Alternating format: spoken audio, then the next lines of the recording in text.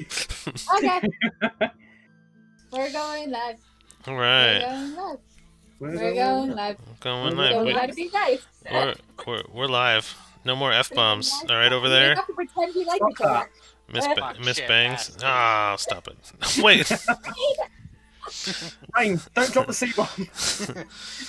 Not yet. That's for the 50th episode. We're almost there. Are we on like 40 or something ridiculous like that? 33. 33? Alright, we're getting there.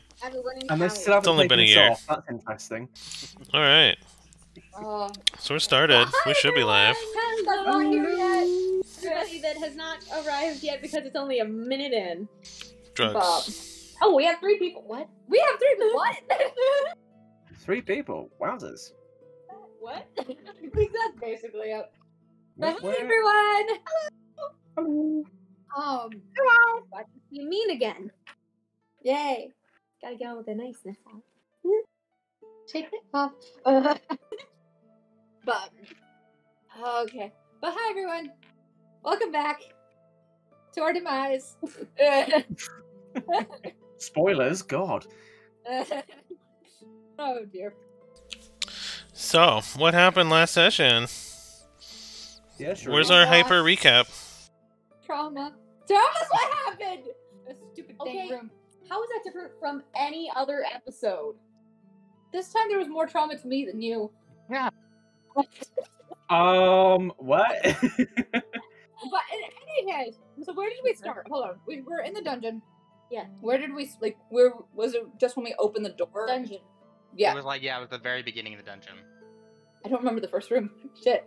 It was I this did team say that we're with right now. Which one? The Tempest, Dane of the White team. Dane of the White, regular Kittis, regular Cedar. and we walked into the next room. What was the next room? Tempest. Right The after. next room was Shrike, Evil Kittis, Gale, Yes, but what? Leah. What was the room? Fire. Wait, no. The Fire was All right. later. Dang it. This is awesome.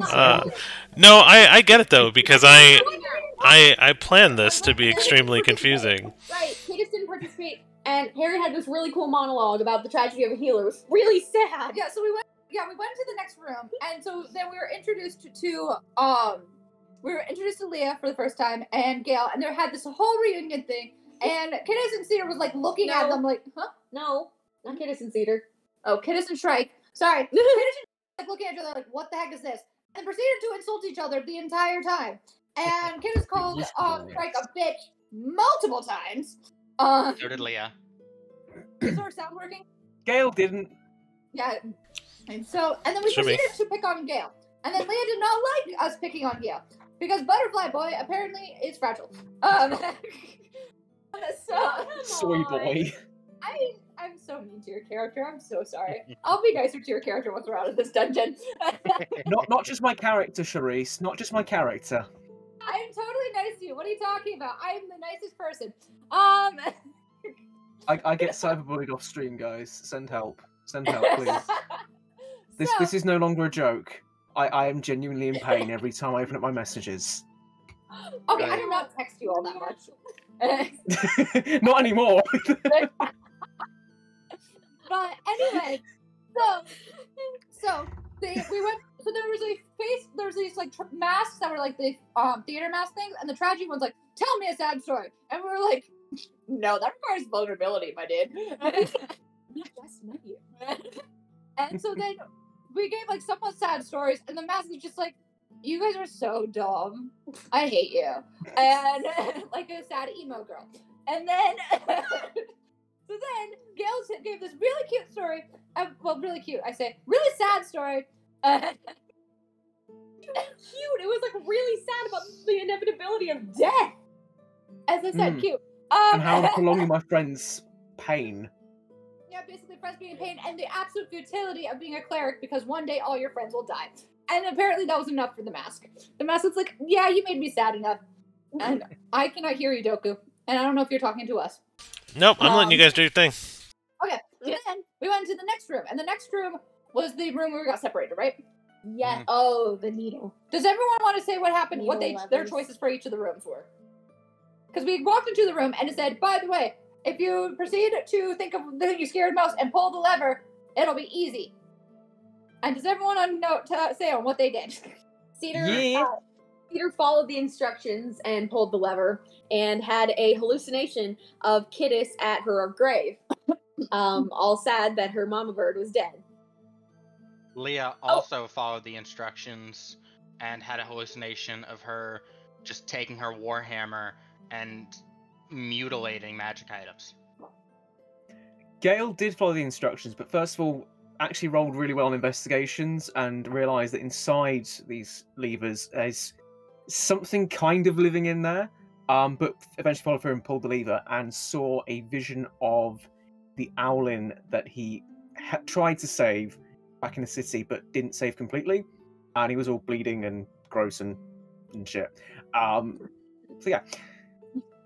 Kittis walked into the room, rolled decent in investigation, saw that the chains were like basically meant to hold something there, and then we saw the lever and was like, nope, and then continued exploring the room, and then then all of a sudden her the nightmare lady Faye was just like, pull the lever, and she was just like, I hate you. Pull the lever, Kittis!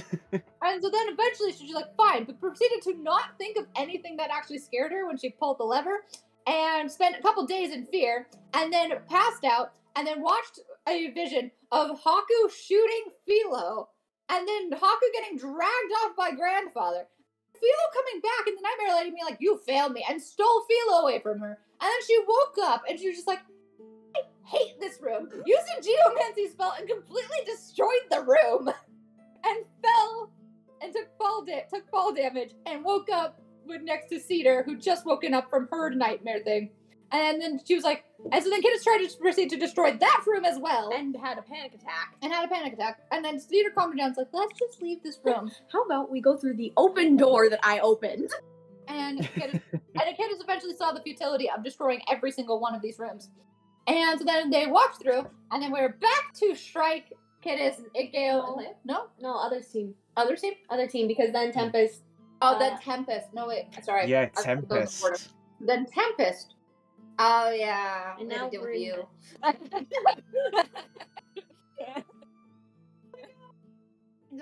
The sociopath. Right now, right? No. I think, no, we had the fire room. We had the fire room, so it was...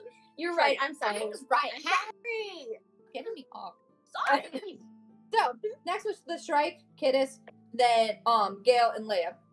And so then we were in this room, and there was a noise, and there was the monkeys of the see, hear, say on the door, and they were all having a conversation, trying to be like, okay, where are you from? What are you doing? And then Tempest made Cedar super uncomfortable. Nope.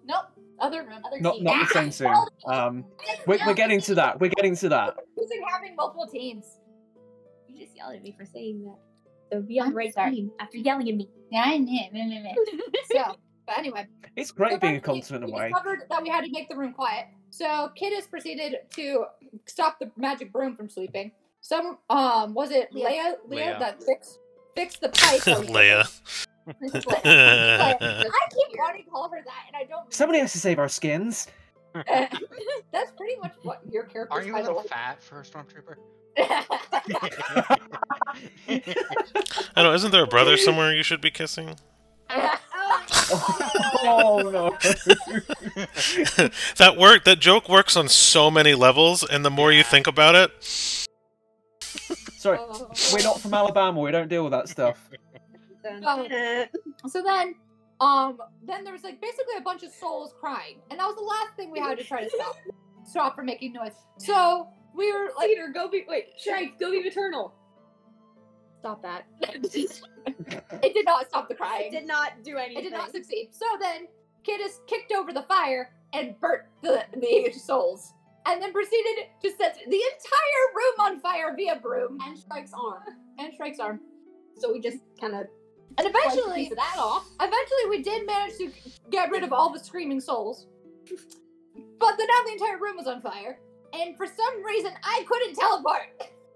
And I was on the other side of the room, and I was just like, no. And so then but thank goodness, this version of Kittis is athletic. So she jumped over fire. Parkour. And then she got to the other side, but I was out of movement. So Leah walked over and proceeded to throw and then just punch Kittis across the room through the door. I believe the technical term is yeetus. I'm like, I don't know if that counts as a yeet. She kind of decked me in the back. It counts as a yeet. The judges have confirmed. Got a yeetin' and a beaten. Yeah, I did. Yeah, I really did. And I'm so happy that she had a lot more health points than normal Kittis. And then now we're in the depression room. Depression room. Is that because the stones on the door could be depressed in to solve the puzzle? No, that's exactly what it shares. Like, why is it depression room? Depression room. So I have crippling depression. So this is where I have crippling depression. I have osteoporosis. So this room is where Cedar and Tempest were like, hey, let's kind of like trade notes. Why? Yeah, trade notes, Cedar. Oh no, you're uncomfy. No. And Kittis got bored of the conversation. So she kind of just walked off and started exploring the room. And proceeded to see a ghost that was just like, A ghost. that was just like, hey, I'm dying. She's like, that sounds fun. So how do we solve this puzzle? That's beautiful, Katie. And so then the ghost is like, I don't know. It was Shrike that solved the puzzle, and she purposely, I think she purposely did it wrong and tried to kill us off. And I was just like, that's nice. And they were like, do you have gold coins? And she's like, yeah. Have a nice death. Nice death. And tossed the gold coins, and the ghost went away. And then she was just like, by the way, guys, I think I figured out this room. Apparently we have to solve a puzzle, and if you don't solve a puzzle, we die, because we have to go into these little cell things, and if we get it wrong, we die. So And then Dana bullshitted all the cells. yeah, and so then That is the technical term for what Dana. I mean, for what Dana did. And so then we went into the different cell. So then we were like exploring around trying to figure out how to solve the puzzle. And then who went to the cell? You went to the cell. Yo. Yeah, you went to the cell, and then it was just like, okay, we're going to try to just sneak out. And then when the stones was glowing when you went into the cell, and then stopped glowing when you went out. And apparently, you really do have to stay in the cell. You can't just try to trick it. And that's where we Well, left but now it. we have all the answers, and none of us are in the cell, so we can think about it and then enter the cells and solve it. That is true. Da-da-da. But anyway, I'm so sorry. Having so many different timelines is super confusing. I don't know how. How do you think Doku feels? Yeah, I was like, how do you think Doku feels? I don't understand how you keep track of it. Very Love you, carefully. man. Oh, but yeah, so that's what happened. If you understood a single word of that, I am so impressed with you. If not, go and watch last week's stream, because it's Yeah. fun Or just go and watch last and week's stream depressing. Yeah. I'll just do it anyways. But anyway, so. Ta-da. And now we are in this room. Good job. I cannot fix my coloring on that rock, so you guys get a free pass. Get a free Okay, the rock. puzzle solved for us. Free rock. Passed the perception check, I believe, I think to it was you. see the rock. And so you saw one of them in their normal color. So you kind of understood that while the cage was there, and the essentially the rock had changed colors. I know, because Dana went into each cell and lifted up the thing to reveal whatever was behind the panel, and when she lifted it up, it lit up each rock individually for each cell she went in.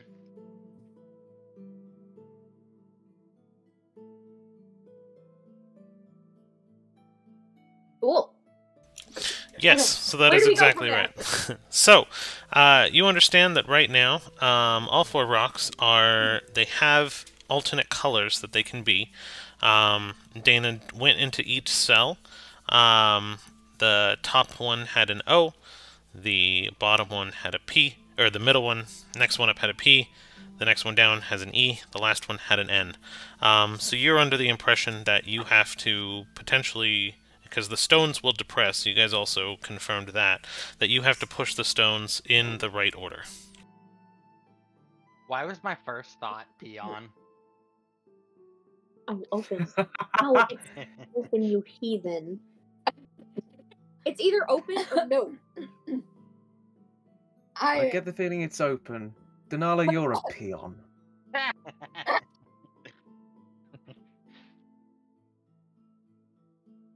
And I also noticed that for some reason Google is not allowing me to invert and uninvert these colors the way I was doing it before.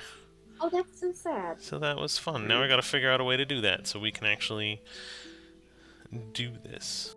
I like the purple one. That was Sophie speaking. That wasn't in character, but I do really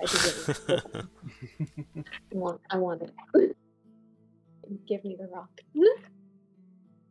We don't push them and we yank them out. First now. Just become... Hey, that probably did it. Cool. So now they're all the incorrect color. Ah. One of them's still purple. I think it's supposed to be.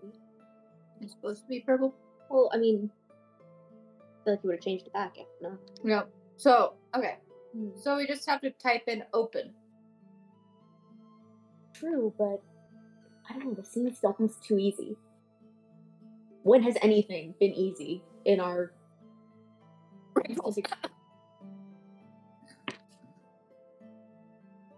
Having flashbacks. Dude, did you guys get Rickrolls? What's a Rickroll? You keep saying things that make zero sense. That's kind of just a normal thing with her. That's not really easy. Yes. It's I much prefer your altar, I must say. Rude. No, just truth. Alright, so what was the rock color for O? So the one you guys saw when the rock changed was the one on the far left. So you went into the cage that said O, and the rock that displayed its color was the one on the left. Okay. What about when I went into the next cage? The stones would have changed colors, but I don't believe anyone took the time to look. Or they didn't pass the perception checks. One of the two. I only remember one perception check. Yeah. There's only one from last session. Yeah. Yeah, the other three were just kind of done in between sessions. Ah, that's right. They kind of were, because you were like, I clear the cages. I do the same thing, right? Because you have a limitless, more or less, amount of shadow steps. Yeah. So... Yeah, Tempest was too busy freaking Cedar out. That was the... Alright. So then what I'll do is, while you guys are looking, what I'll do is I will just go through and recolor them as it kind of happened. Alright? Alright.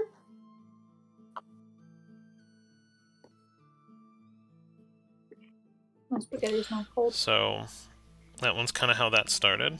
I'm trying Okay. to. I need a bar of drudgery. For your spaghetti? Yes. Alright, I'll just do this a little easier.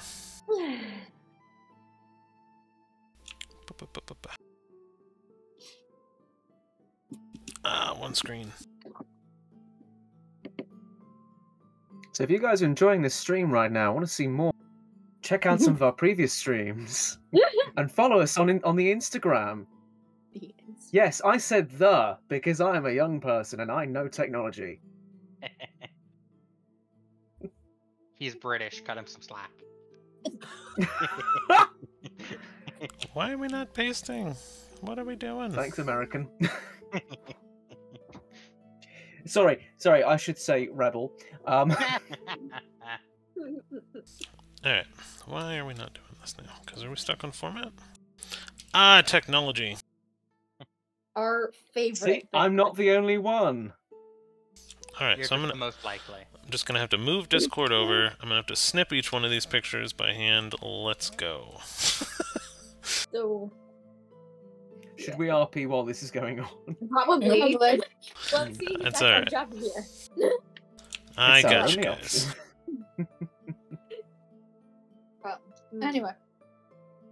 Open would make the most Alright. sense. So that would be the second rock that lit up. Oh wait, I'm trying to figure out what it is. It's pretty, that's what it is. Malachite? It's a rock. And Yeah, that- then... Doku, is it unpolished malachite? Such a dork, I love it. I like rocks. There's this one.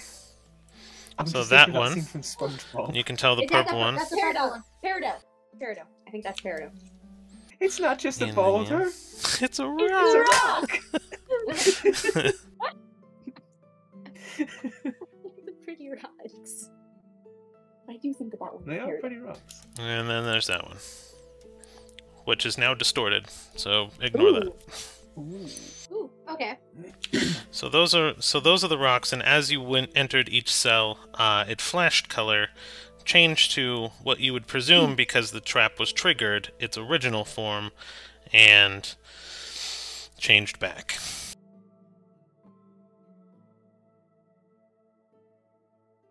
Colors could have something to do with this. It could be.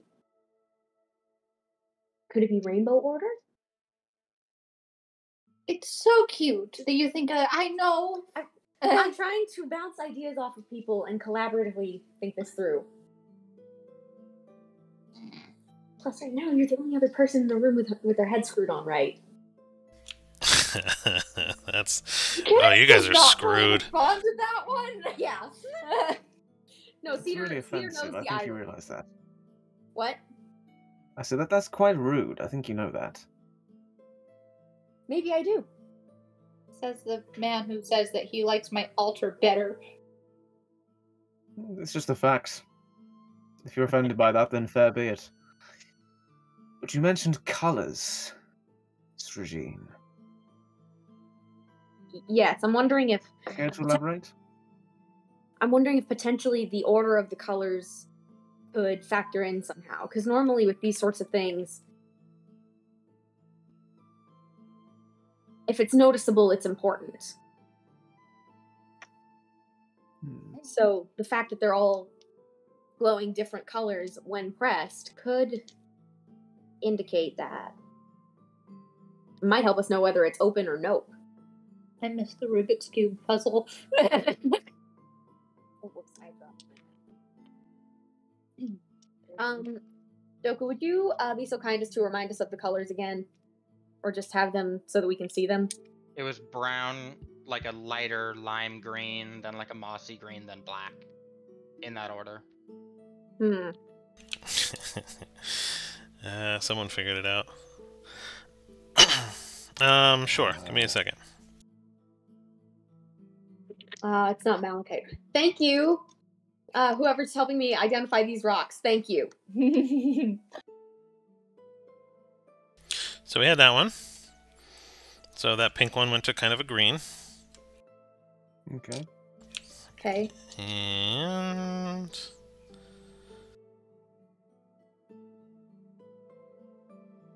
And which one was in each cell? It was the was second from cell. left to right, both ways. then we had this one. It's more of a That's white different than gray. the one you showed me, yeah. It's more of a white gray. Yeah. No, that's a different rock Right. entirely. It's the same, it's just the way the inverted colors work. I'm going back to just the snipping, so the snipping is actually going to portray the correct colors a little bit better. And we had that bad boy right there. I like That's that pretty. one. And last but not least...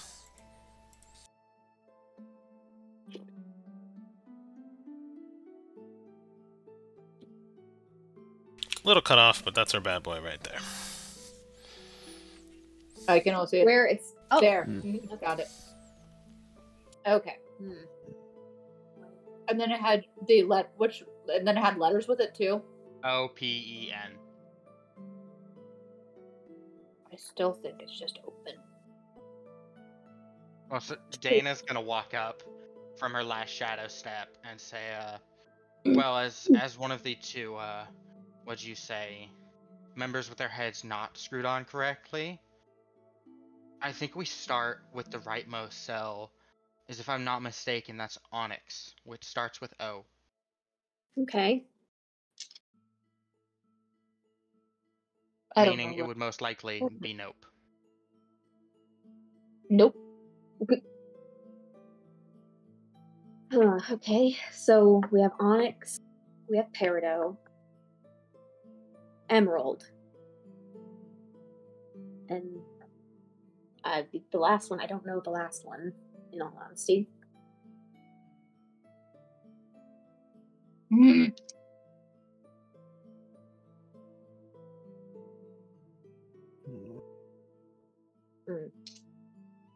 So, you believe it's the word nope. Yes, because it wouldn't just... Because if you look at it from what I described, and Doku, correct me if I'm wrong, the panels from left to right spell O-P-E-N, or open. It's not going to be that simple. Right. It's going to be scrambled around. So realistically, it doesn't go off what letter is on the panel. It goes off what letter... What's the first letter of each stone name. Okay. So we're Well, trying no to one's in spell open with the rock names, not the panels. Does that mean okay? If no one's in the cell and we press the buttons, will I anything don't think they happen? can be pressed. That's stupid. Just get us try. Maybe. We're spelling open with the rock. Did you say open or I'm sorry, Rain? Say that Open. last part. I got confused. Open with the rocks, nope with the panels. Nope with the panels. Gotcha. Okay, Candace proceeds to do that that. makes sense. While they're just talking. I was like, okay. So which one do you push? The problem is I'm not tracking with this. From what I you just know. heard, you would probably press the onyx stone. Onyx. Then Which is the letter M. Then Onyx, Peridot, Emerald. The last rock. Bup, Yeah. bup, bup, bup. It won't be Nikolite, would it? That.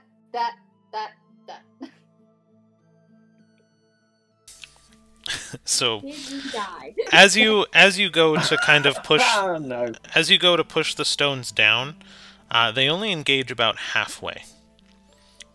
You can't fully engage them. Oh. I think we need to be standing in the cages. But there's 4 cages. There's only we can't all 4 go in there. Right, but I think all of us have to be in a cage in order for the stones to be able to be fully pressed.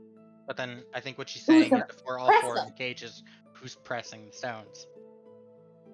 Wait, I thought the stones were in one of the cages. No. They're on the door. Sorry. Gosh dang it, I'm tired. You just No, went they're in straight Canadian on us there. But Candace just kind of walks into like one of the cages and just sits down. Please be the right one. So do you just say you go into like the first one then? Yeah. Alright, so as you go into the first one, the cage behind you closes. And the since that was the open one, so the first rock then lights up and stays lit up for as long as you're in the cage, and I'll copy it over. And Dana will once... actually, I'll wait until we see the result of the rock.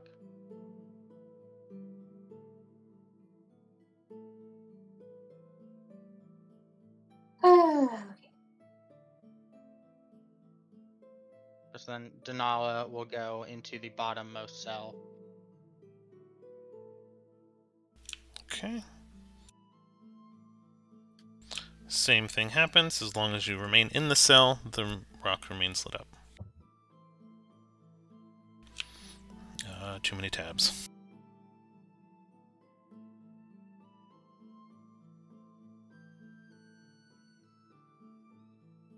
Weird. Like, it's so funny. I'm like, I do feel like we're overthinking this, but at the I same feel like we time, really are. I gave you the Harry Potter mirror. You said it was the Harry Potter mirror, and Yeah. it still took you an hour. And I am here for it. It's not an hour. it just goes a I mean- while. This is way too long. The first 2 seconds, like, it's the Harry Potter mirror. I love it. You guys are amazing. Mirror of error set at us. I literally give you shit, but it entertains me greatly. Who else is going into a sound? It's Peridot next, isn't it? So yeah, where's my character? Tempest will go into the cell with the Peridot. The one, yeah. The one Yeah. to light up the peridot? Okay. Yeah. And as he goes in, he's just gonna say to Denala, "I hope you're right about this." If I'm not, I'll be fine. No, you won't. I won't. Because I will get you. I'm kidding. We'll be fine. You'll get to see your little girlfriend again soon. I don't know what you mean. Of course not. So, Cedar, are you So, gonna? Does Cedar have to go press the button? Yeah, do I have to press the button to get in the cage? I'm trying to figure out. So they're staying lit up, but Yeah. are they? They are now staying lit up, yes. But do I have So to what about press? the fourth one? Did it light up, or does it need Yeah, to I'm be... worried about the fourth one because there's 4 of us. The fourth one is still dim.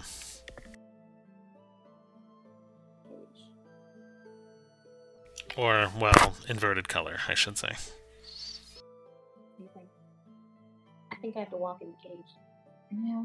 I gotta have one of my pets to press the button. Yes. Get gazillion pets, or your weird little goblin that you have in a cage. Wait, I have an idea.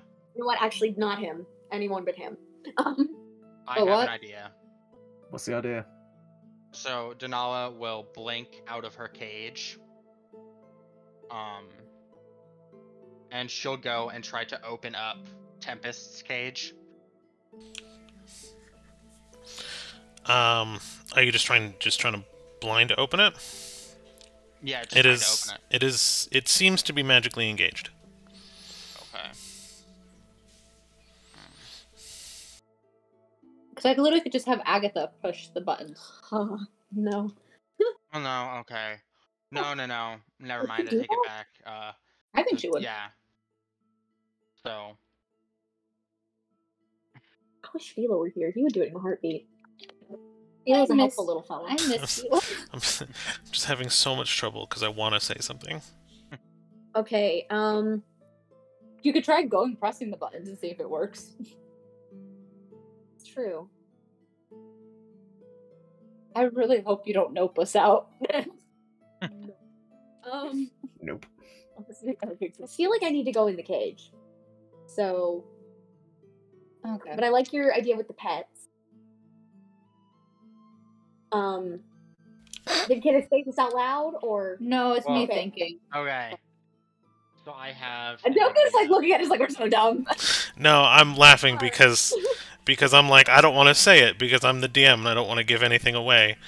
And No, I yeah. have an Why idea. So I not? will bamf out of the cage, Mhm. and Again. the rock will go dim, and then she'll pull out her pocket watch, click it once, and King will appear.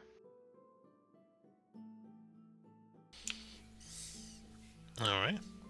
And then she will go back into the cage, with King still on the outside, and she'll shout to the others. If we all need to be in these cages, he can hit the buttons. You think he'll be able to Very good. do it in order? He should be able to. I mean, it's right to left. Okay. Like Into the Cedar, cage, Cedar, I Cedar. know it's not, but yeah, it's yeah. Cedar walks up to the cage and kind of hesitates right before going in. Ugh. And just kind of a little shudder. Ugh. And it just walks in the cage. Hate this, hate this, hate this, hate this, hate this, hate this, hate this. I'm Not personally. a fan, darling. No, I don't like cages. All right, so all rocks are now lit up. And then King will walk over and press in this order: onyx, emerald, peridot, whatever that left one is. Mystery fourth rock. Yes.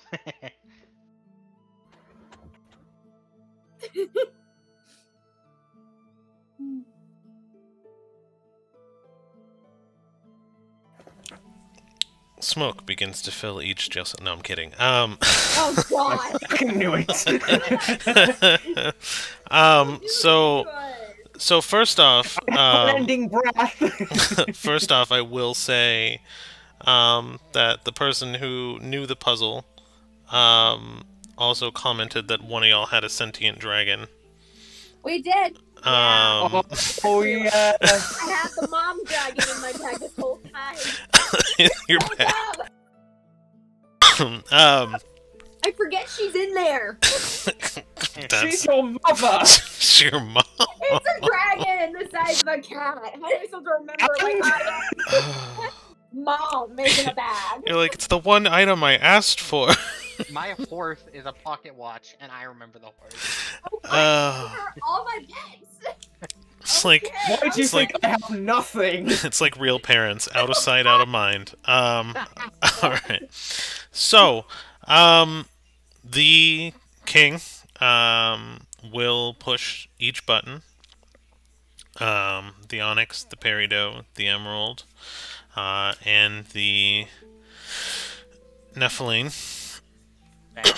and Oh. I was well off there. they will completely depress. They will spin in. Small covers will cover over each rock as plumes of smoke crack and fall off of the door as dust, as the door seems like it's not been opened in a very long time as it slides open. You hear a click in each one of the jail cells, and they swing open. Oh, nice Denali work just there. walks out of the cage, Cleared out of the cage. nods to Tempest, and then looks at Cedar and goes, "Would you like to say that again?" Okay, sorry. What's wrong about you?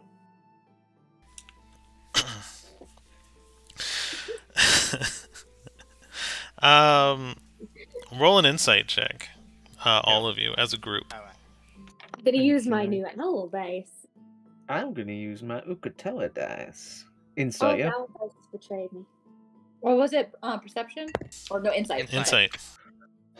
11. 11. 12. 14. So not bad as a group. Kittis though, and Tempest will gather kind of silently to themselves that this was less about a test of smarts and more a test of faith and trust. And pixie dust. Because Oh, that's pretty. you notice that once the stones were Disney. depressible, almost magically, that it wouldn't really matter. You get the impression that it wouldn't have mattered what order you pushed it in, because as soon as it claimed a life, it probably would have opened the door regardless. Oh, Shrikey. You naughty thing. Do you all venture forth? That was very creepy. Yes. Kid I is just don't kind of turns enjoy to that. Cedar and like, apparently your altar's a bitch. Like it. Well, I mean, just got a mouth. Sorry, would you like to say that for the whole group there? No, not really. Typical prude. Let's move forwards. Thank you, nice He's a Dana. monster. Walks through. And Kid just walks through after thinking, being nice Dana. Nice, Dana. Oh, before Cedar walks through, she kind of turns to the to Dana. Is like, I don't know if I'm going to ever get to see your altar again. So she was a great friend, and I hope you have a good life. Thank you. Because you seem a lot like her. So I'll take that as a compliment. yeah, no, it is. She was my friend. So thank you for everything. Mm-hmm. And she walks through the door. And as she crests the veil, essentially, of light, she disappears, but you all can see the room on the other side. Okay. We see the room. All right. Hi, room. Do you all venture forth? I assume so, unless there's something indicating that I'm gonna die when I walk forward. No. There's a whole... You guys have been through. You guys kind of understand that as you kind of pierce through, you understand that every time you cross a door here, you tend to shift, because it's happened in every room as a party, or as an individual. And speaking of individuals, the first person to take a step through seems to be the scarred woman, Dana. Alone, just kind of venturing forth. You are in a very fine marbled room. Excuse me, Dana the Red. You're in a very fine marbled room. And it's a lot like the rest of this place. Ambient light is basically bright, enough to kind of see. However, if you were to explore the room a little further, you see a giant pit in the ground that's like, seems like miles across, that kind of stares into nothingness. You hear sounds of the ocean and water that seems to be coming up from the bottom, but you don't get the impression of any sort of moisture. Okay.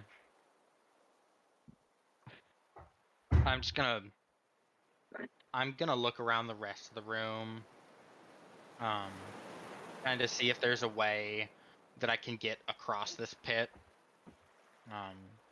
and then head up towards the pit, but not like close to the pit, and check the structural integrity of the stones that are on the edge of the pit.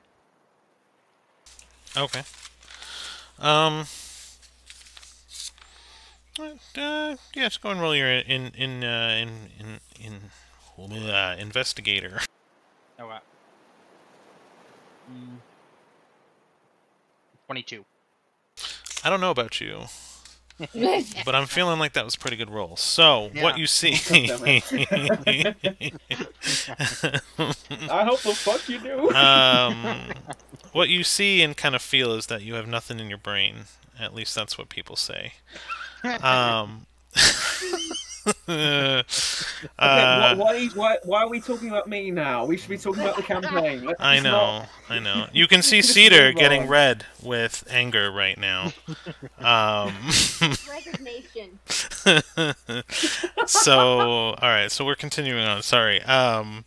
You can see what's going through my mind right now, which is funny because my prep music is Ash Nico for D&D sessions, so that's usually what I'm listening to. Yes. But continuing on, so you kind of test the bricks, and you see that as you get closer to the edge, essentially, they're cracking, and parts of them are broken, and you can kind of see that the floor underneath is also just kind of in the abyss, and you kind of get the understanding that the entire floor under here is darkness, and they're being somehow propped up magically, most likely, because it's definitely not being physically popped up.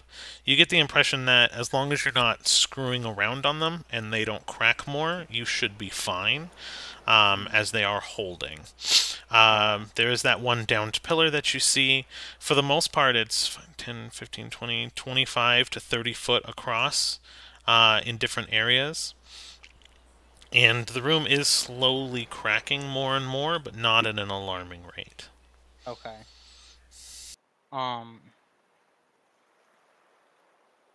I'm gonna start just investigating the rest of the room, the walls, the pillars. Okay. We'll just kind of continue the 22. They are smooth marble. Everything here is very in place. It's very sturdy. It's very meticulously handcrafted. Aside from the cracks and the giant gaping abyss, there is everything seems to be polished and cleaned and very well maintained. And the rug is perfectly severed and cut clean, almost as if it was like snipped off like instantly. And there's not really too much to it. Roll a perception though as you continue to look around the room. Okay. 8. 8. You think you might hear whispers. And to sneeze. And a sneeze. And a cat meow eventually, I'm sure. Staple. God damn it, Cork. I'm allergic. And you think you might have heard whispers coming from the darkness, but in your investigation, you because you rolled so well, you don't really get the feeling that you should look. Like, you don't stare directly into the abyss. Okay. Instead, you stare into the sun. Can I are there any walls that are more cracked than others? The walls all seem to be pristine. Okay. The only thing really damaged is essentially the floor. Where am I hearing the whispers from? From the black. Okay. I'm gonna try this. I'm gonna click my fingers, summon Cork, and send Cork to the other side of the hole.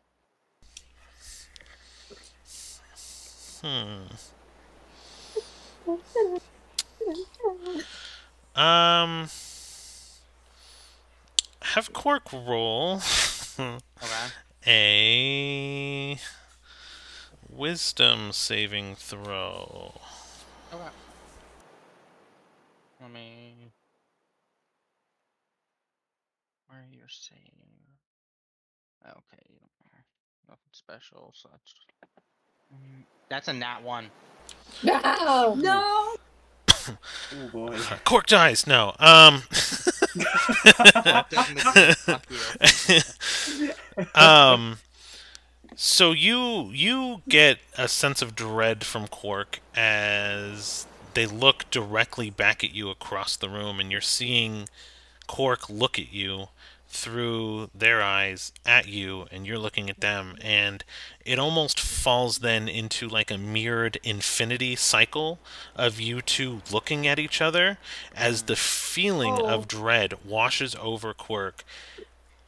They actively sever their mental link with you out of what feels like fear and dart to the other side of the abyss. Okay. And they are no longer responding to you, from this summon at least.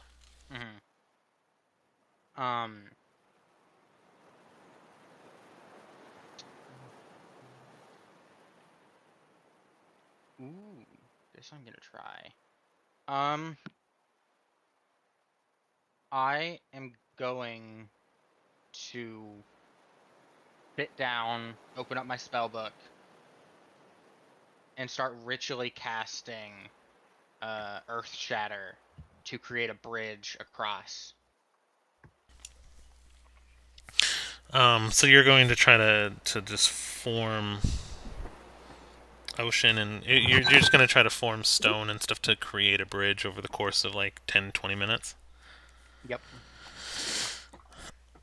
Out of curiosity, what material are you going to use? Like, where are you going to pull it from? The wall. Okay. That's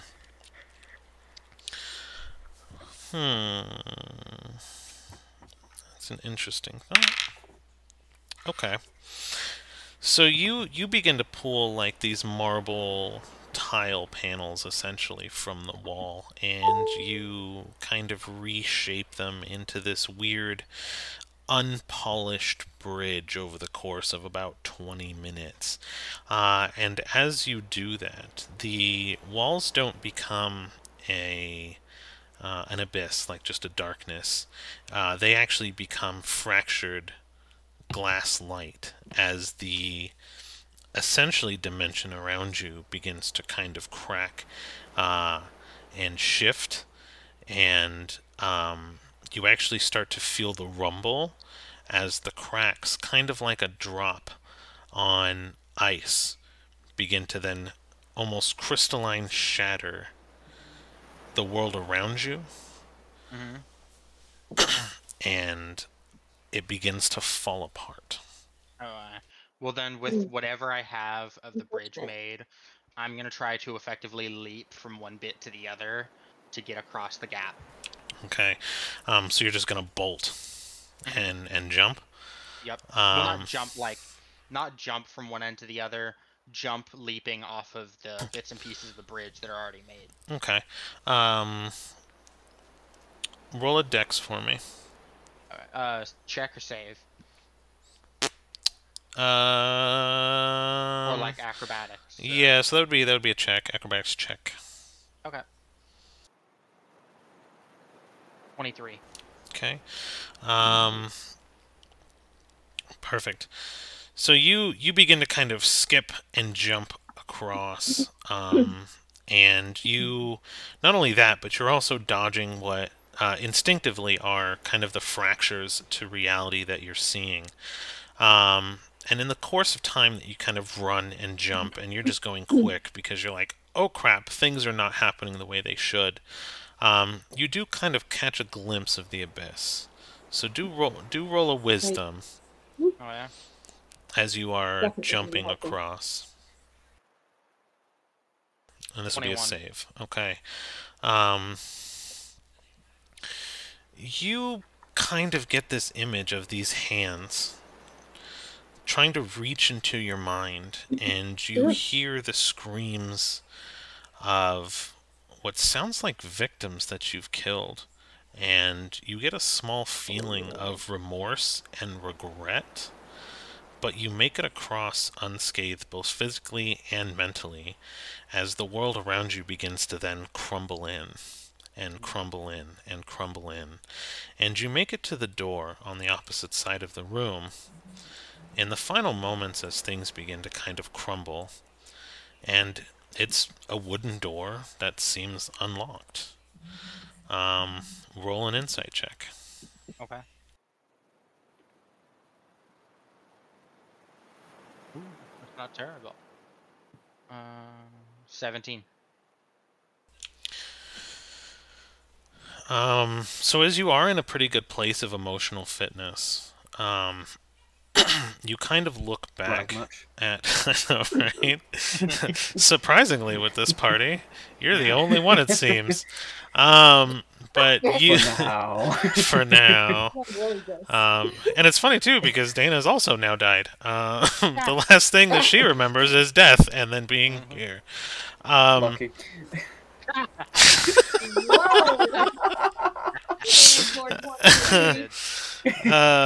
So I listened to Paramore on the way home. So you with that roll, something kind of strange happens as you begin to kind of open the door and leave the room.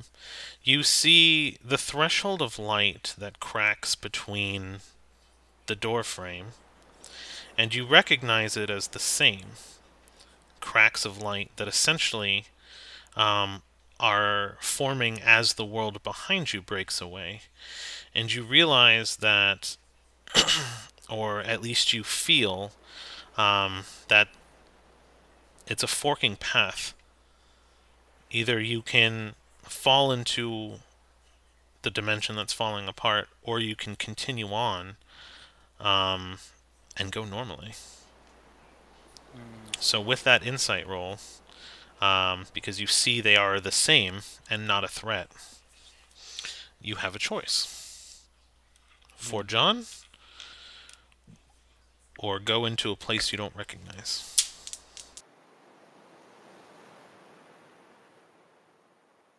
I can't decide, so we're letting the dice decide. Oh, You fool. I take a seat. So you take a seat as you watch this essentially area or dimension or field just crumble into cracks of light and glass and a crystalline formation, and eventually the panel underneath you splits and a crack of light forms within your person, and you essentially feel like for a moment you're getting severed in half as you fragment and fall down and hit the ground. And across the gap from you is Gale on the other side of the room.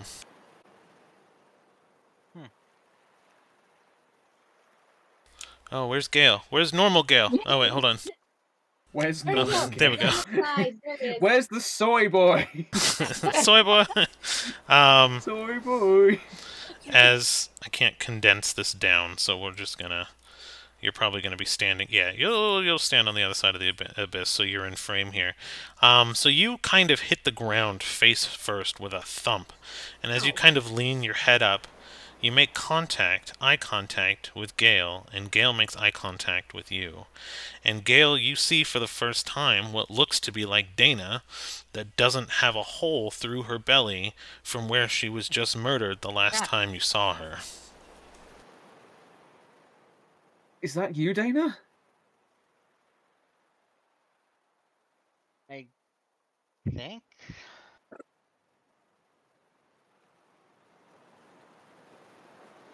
I don't know how to react to this. I don't know how to say this, Dana, but we I'm saw you dead, yeah. die. Yeah. Now, my big question here is, why am I here? Yeah, that's kind of what I'm thinking as well. Because as far as I know, I'm still alive. Mm. Unless that means you're back and everything's okay. Here's hoping. But let's be honest, life ain't that easy. Oh, not is it? It has been.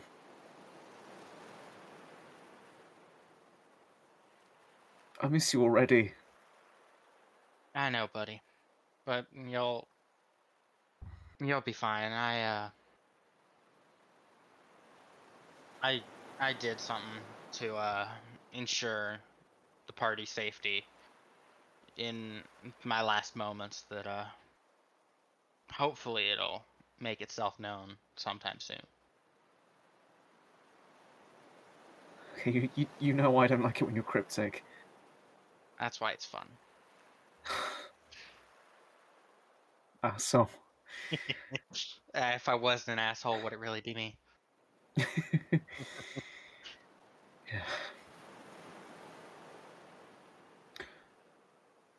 I never got the chance to say. I know you've always carried around the scarred woman with you. But I want you to know that towards the I never saw you like that. Thank you. That helps a lot. All I saw was a good person trying to do good.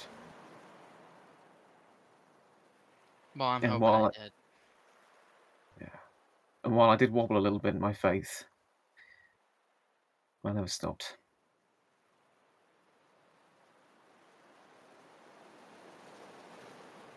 Oh, I can't imagine going forward like this. You'll make it. You're out of you three. This is I'm gonna be honest. I never thought these words would leave my mouth. out of the three of you, you are the strong one. I don't know about that. They can hit harder, but you can take more hits, and on top of all the physical shit, you can take more emotional hits and not break.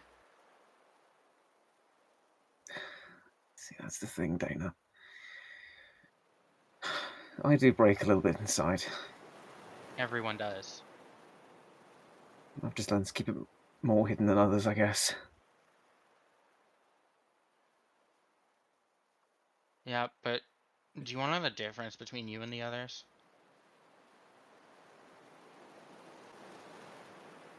And if I say this, it stays between the two of us.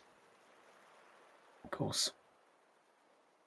You're different from them because, unlike Kiddis, when your trauma hit you, you didn't go insane. And unlike Cedar, when your trauma hit you, you didn't lose faith in everybody around you.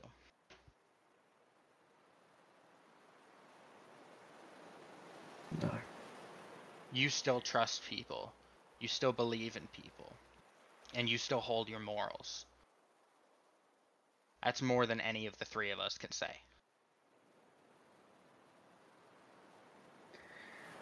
It's hard, though. It's been getting harder every day. I know. The longer I've been away from home, the less I feel like me. I know. Everything's changing. Everything that I know is wrong. I don't think I can lose anyone else. Because of what I have set up, you won't.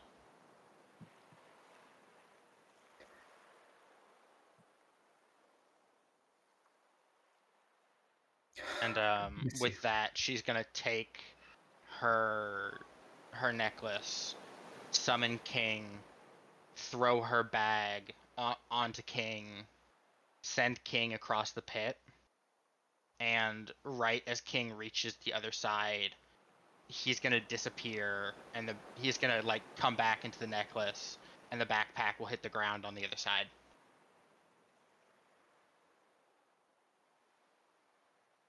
I have a few things in there for the three of you. Maybe White messed with them, I don't know. Maybe they're not there, or where they should be, when they should be, who knows. But there should be something in there at least. Just open it when you're back with the others. Yeah. You never stopped caring for a second. Never stopped working. When you're as fucked up as I am, the moment you stop thinking, the moment you stop working, that's when the dark shit gets in. Dana, you're not fucked up. Oh, we're all fucked up. You're fucked up. Preach. So yes, I am.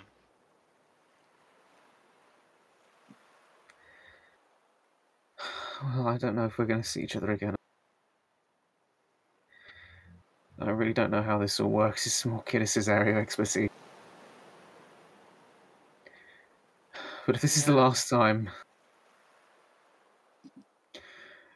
If this is the last time, Dana, I want to say thank you. Of course.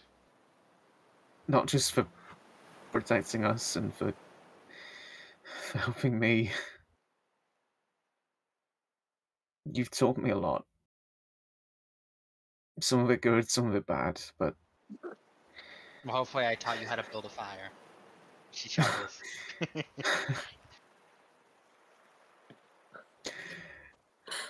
God damn it.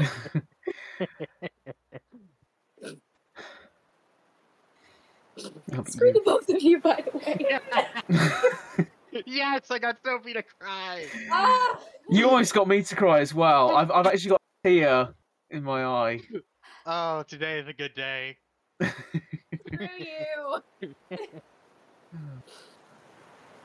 Uh, But in all honesty, you taught me.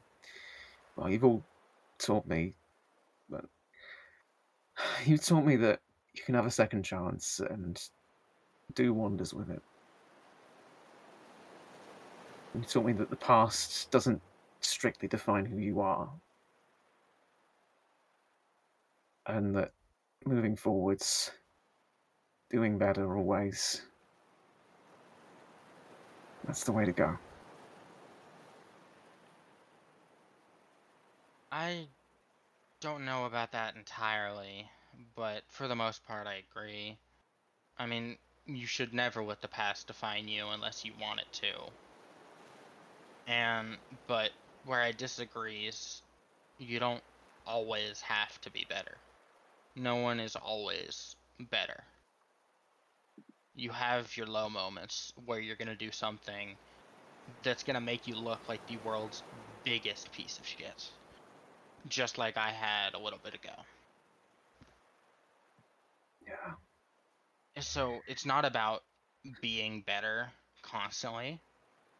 It's about being better after you've done something terrible. Yeah. Yeah, there's some truth to that. I just hope that when I do something bad, it doesn't involve people dying. No offense, but I don't think I could do that. I may not have known you very long, considering my lifespan, but from the time I did know you, if someone's gonna die by your hand, they did something truly egregious to deserve that.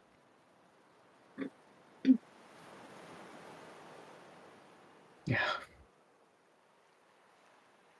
Yeah, I think you might be on the money there. So if someone dies at your hand, don't feel bad about it. Because you're one of the few people that I truly believe will only kill if it's necessary. So don't feel bad about doing what's necessary. I don't know, I guess it's a little shanty in me.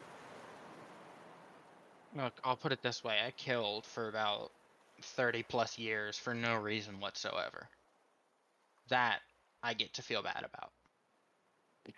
But any blood that's on your hands, you have no reason to feel bad about. Because every single one of them got what was coming to them. Yeah.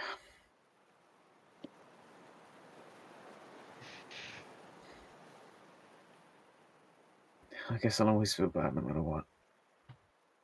Yeah, that's pretty on par for you. It's pretty on par for all of us, let's be honest. Yeah.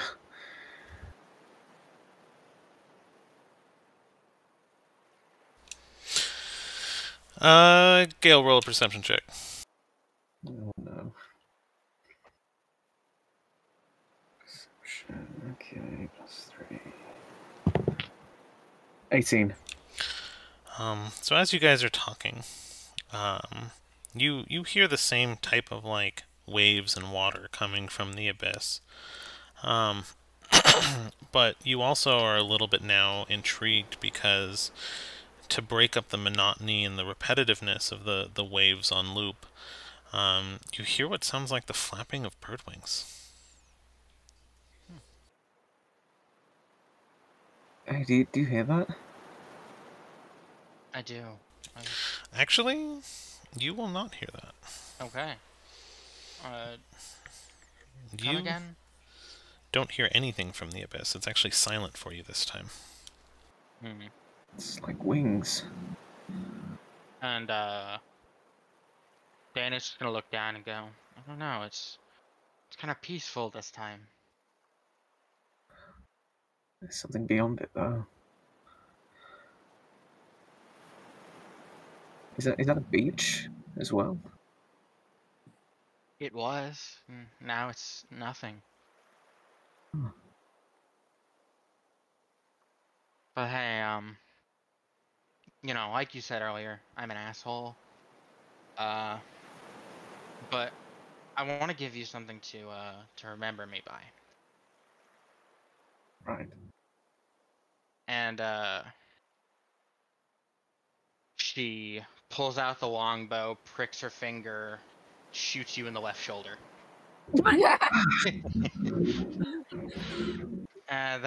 It'll leave a nice scar. You won't forget me now.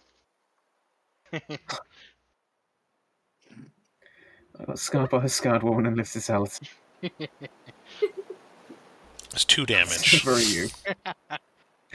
How many damage? Just 2. Okay. It wasn't a full draw. If you don't contest it, I'll just say 2 damage for tracking. Yeah, he's not going to contest. And she'll smile, and she'll go, this way you'll have a reminder of me, and a reminder of her. Who to fight for and who to fight against. The 2 sides of Denala Beach Pride. Exactly.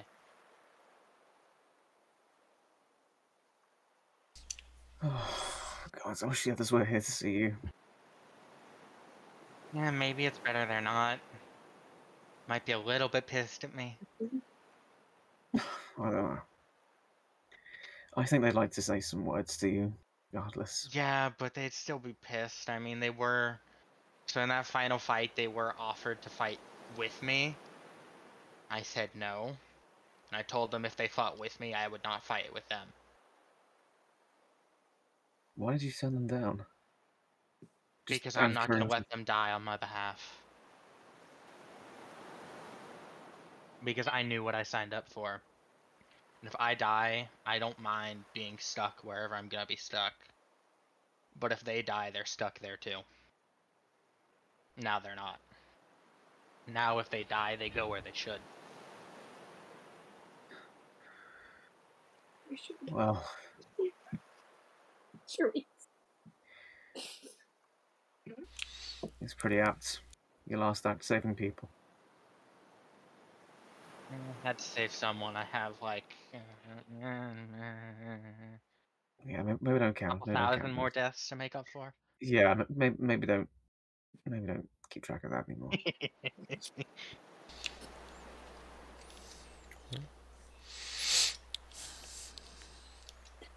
So you guys gonna take any actions? You guys are both just standing on the other sides of an abyss. It's me. I'm again.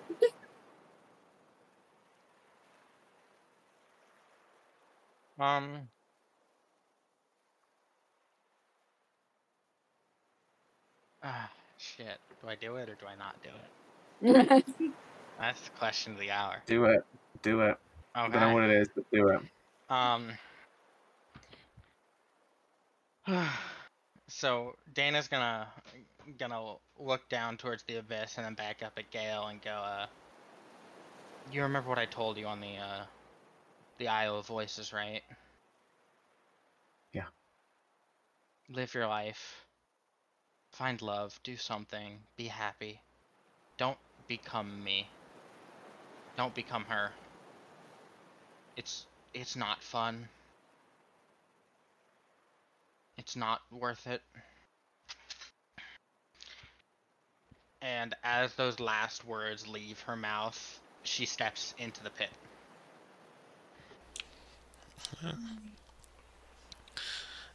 As you step into the pit, you see them. Gale does not. But there are 1,000 tiny hands that are swarming around what looks like a giant steel door. And as it opens, you begin to fall slowly towards it, and the hands grab you in 1,000 ways, each of them taking a chunk of your flesh, and what feels like pulling out parts, but as they do, your flesh doesn't rip.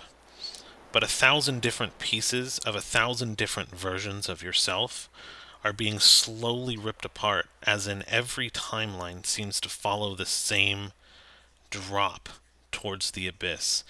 And all Gale sees is just you falling. But in that final moment, Mm-hmm.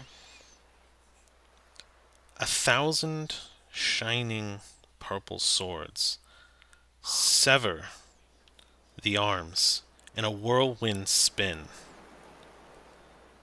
and one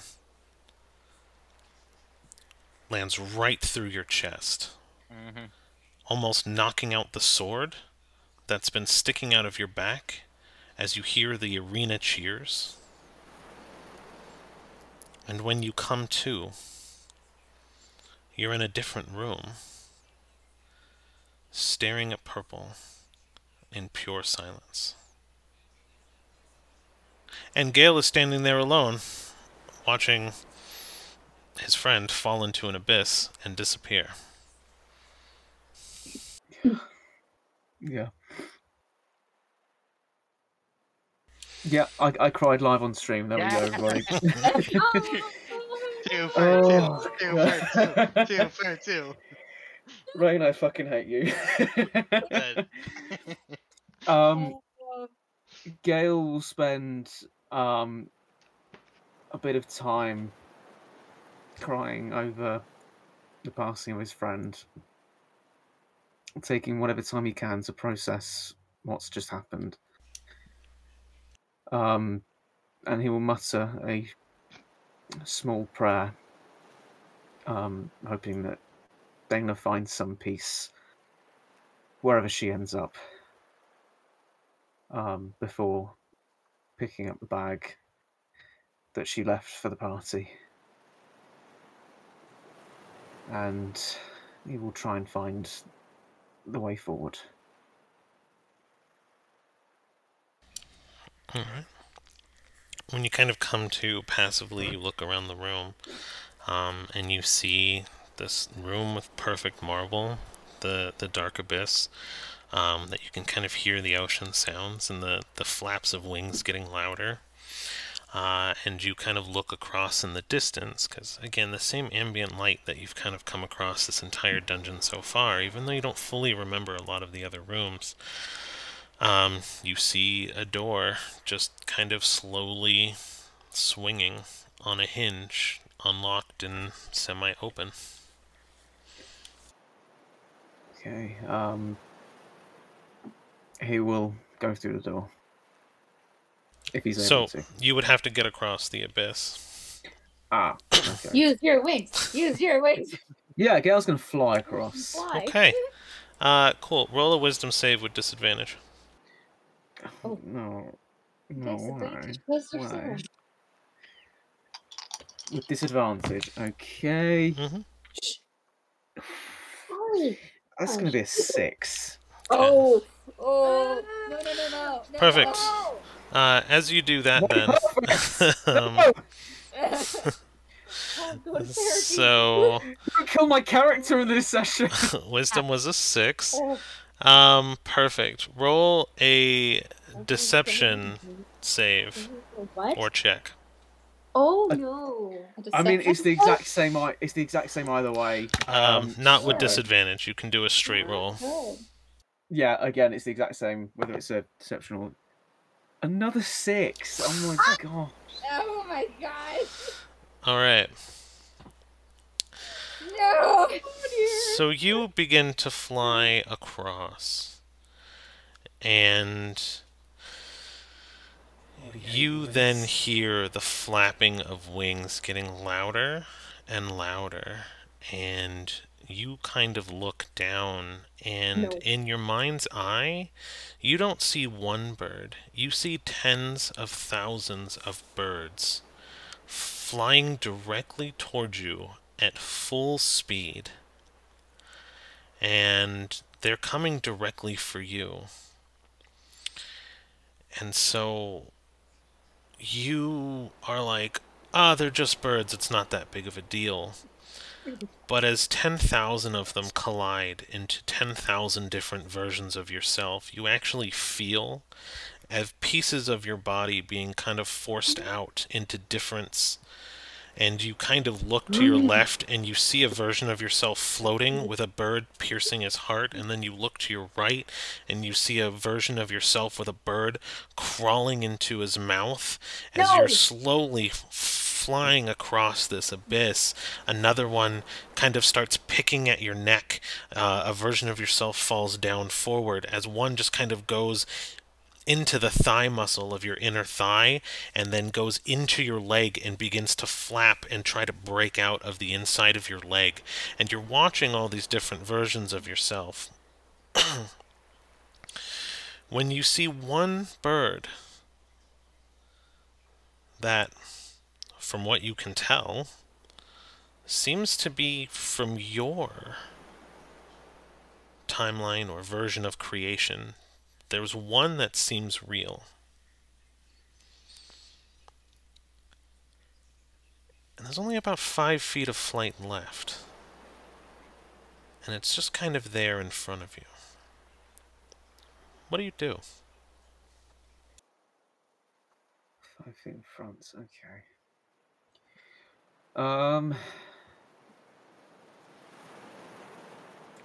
Shit.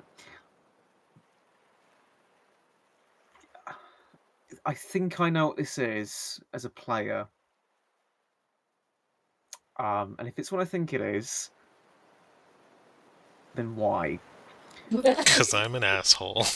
Yes, you are. But we love you for it. He is going to try and make it to the other side, and try and. Is the bird flying towards him? Roll a perception. I'll give you a perception. Okay. I'm waiting for the disadvantage to be said. You've been doing it on your own with all these dice rolls. I have. That's a 15. This bird seems very corporeal. It seems very physical and real. It is flying directly at you. And with a 15, it does not seem threatening. It seems to be carrying something as well.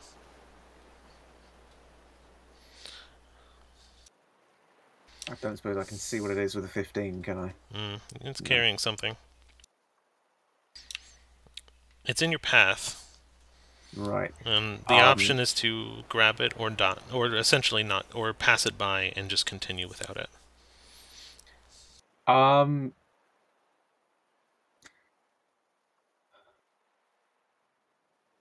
He'll dodge it and try and get past. Okay.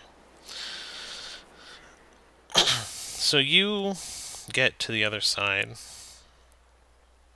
and you land, and the pain of 1,000 cuts and bites and snaps seem to follow your existence, as all of the bodies that you turn back and see are mutilated and cut and burned, and they all kind of reform into you as one. And you will take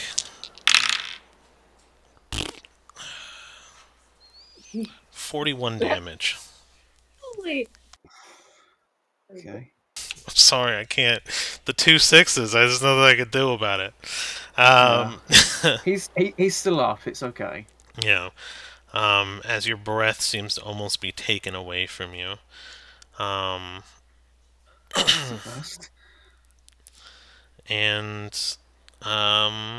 let's see what.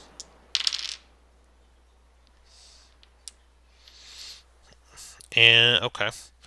So the bird that was coming from you, you kind of look up, and it seems to be floating by itself, 10 feet into the abyss. But you are now also on the other side. The door swinging behind you. But it seems to just be staring at you. Gail's going to look at the bird and he's going to say, "You're from her, aren't you? If you're from who I think I am, then what is it you want? Because I turn my back on her willingly.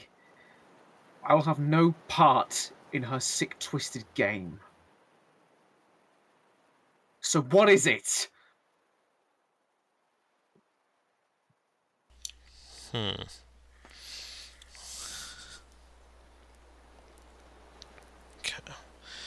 So you don't engage, you just yell, roll a persuasion. You yell at bird.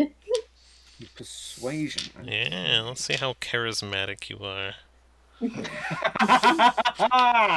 This is Gale we're talking about. Oh, it's a 17. Alright, let's roll that against the intelligence of a bird.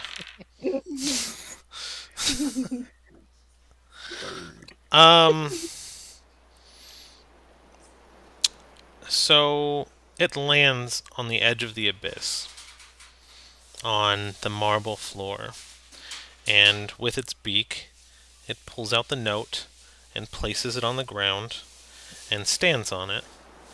It kind of spins to the other side, and it essentially has a pouch that will fit exactly 1 gold coin. And with a 17, you convinced it to kind of do its original job of delivering you a message.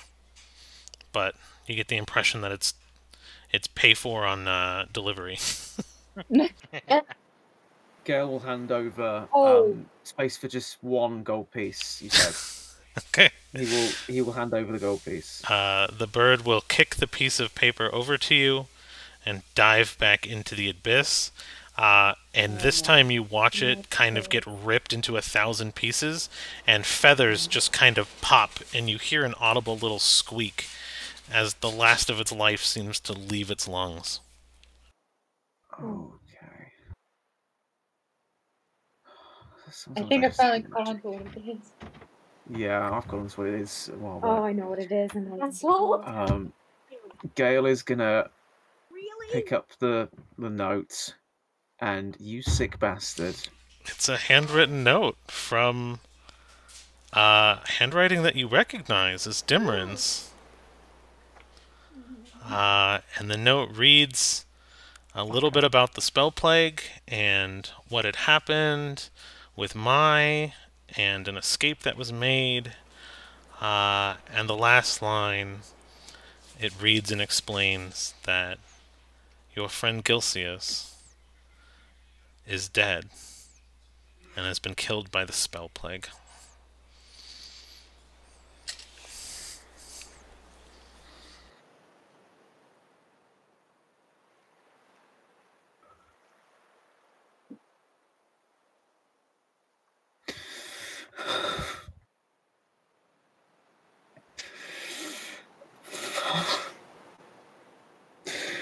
Why? Why must I lose everyone?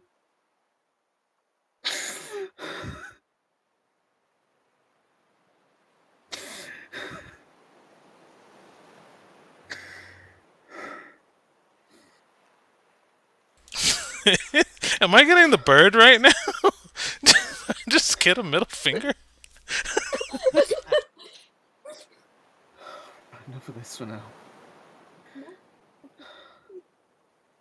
I'll deal with this later. He's going to take the note. He's going to put it into his pockets, and he's going to go through the door. And you phase into somewhere else. And as you do, the door swings shut behind you. The light fractures. You find yourself in an empty hallway. And Kittis and Cedar enter the same room that you were just in.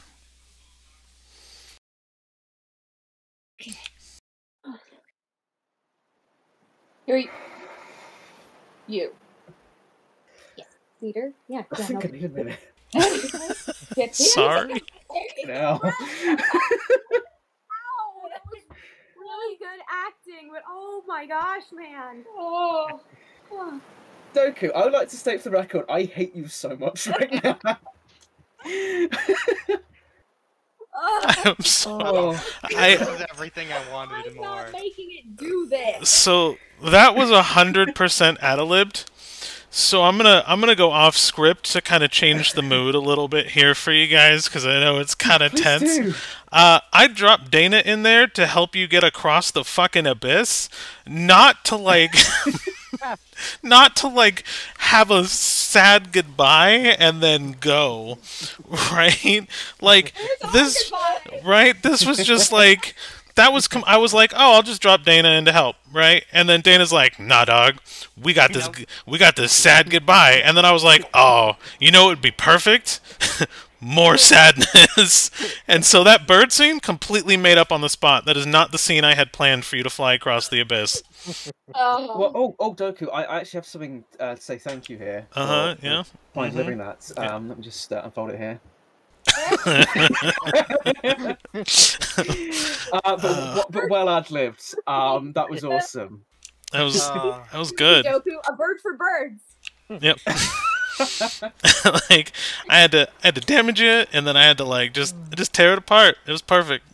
It was just. See, in the moment, I thought that he had somehow like called forth Shanti. What does that say? God. My height is 111. I'm proud of myself. I wasn't even in the scene. You should be. Making two people cry live in front of an audience. That was good. You should be proud of yourself. That was clean. Yeah. Need to get Charisse. That was a clean goodbye. No, I didn't start crying. I didn't cry. I was upset, but I didn't start crying. Okay. You flushed for sure. Your face flushed. Yeah, I was upset, but Yeah. shut up. I was upset, but I'm like, it's hard to get me to actually cry for some reason. I don't know why. After the iPad, easy. No, it's not. It's not this, but dang. Hey, the Brit using American gestures. It's good shit. For the record, I'm learning. You did almost get me with this. Oh, Yes. it was so close. I almost started crying. Yeah. are we ready to go back Yep, in? we're ready to go back in. And here I thought it was going to be a heavy combat session. That's the funny part. Is I'm like, I'll throw combat at him.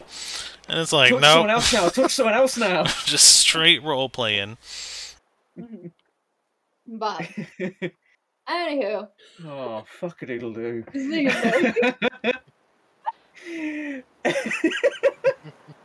I think I've just using about that returned to now. normal now. That took quite a bit out of me. Fuck. but in any case, okay, so Peter and Kiddes are now in the dumb room. Yep. Cedar and Kittis are in the dumb room together.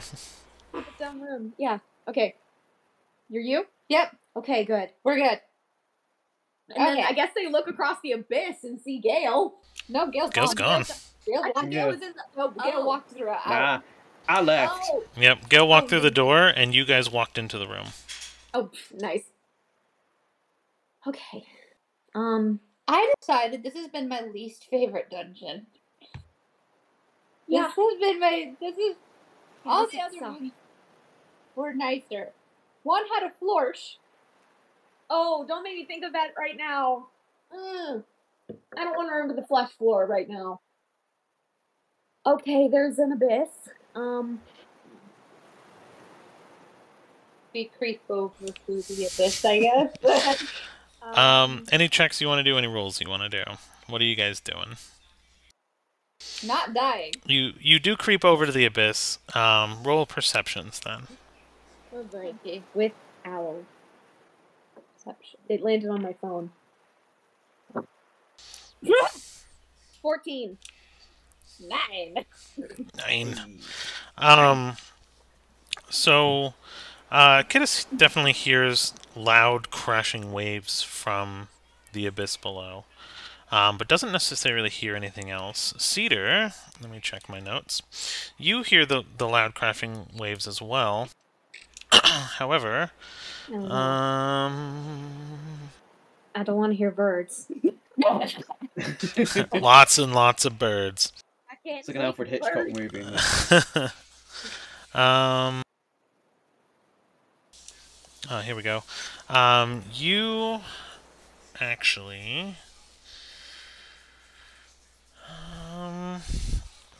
hear laughing.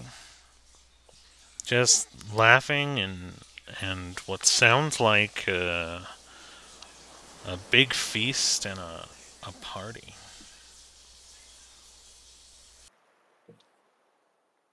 What? What are you yelling at? There's laughter down there. Are you not? Oh, that's. You're not hearing that? No. Oh, that's beautiful. That's just beautiful. Okay. So, I guess there's no one down there. I guess it's an auditory hallucination. I guess? I mean, we hallucinated visually in the last room where the others weren't there. I think you're with me now because you broke yours. Deserved it. Yeah. Oh. Yeah, I am not a fan of the several hypodermic needle holes in my hand. Does my hand feel normal still? Are you talking about your cold hand? Yeah. Yep. Feels completely fine. 100% normal. Barely an inconvenience.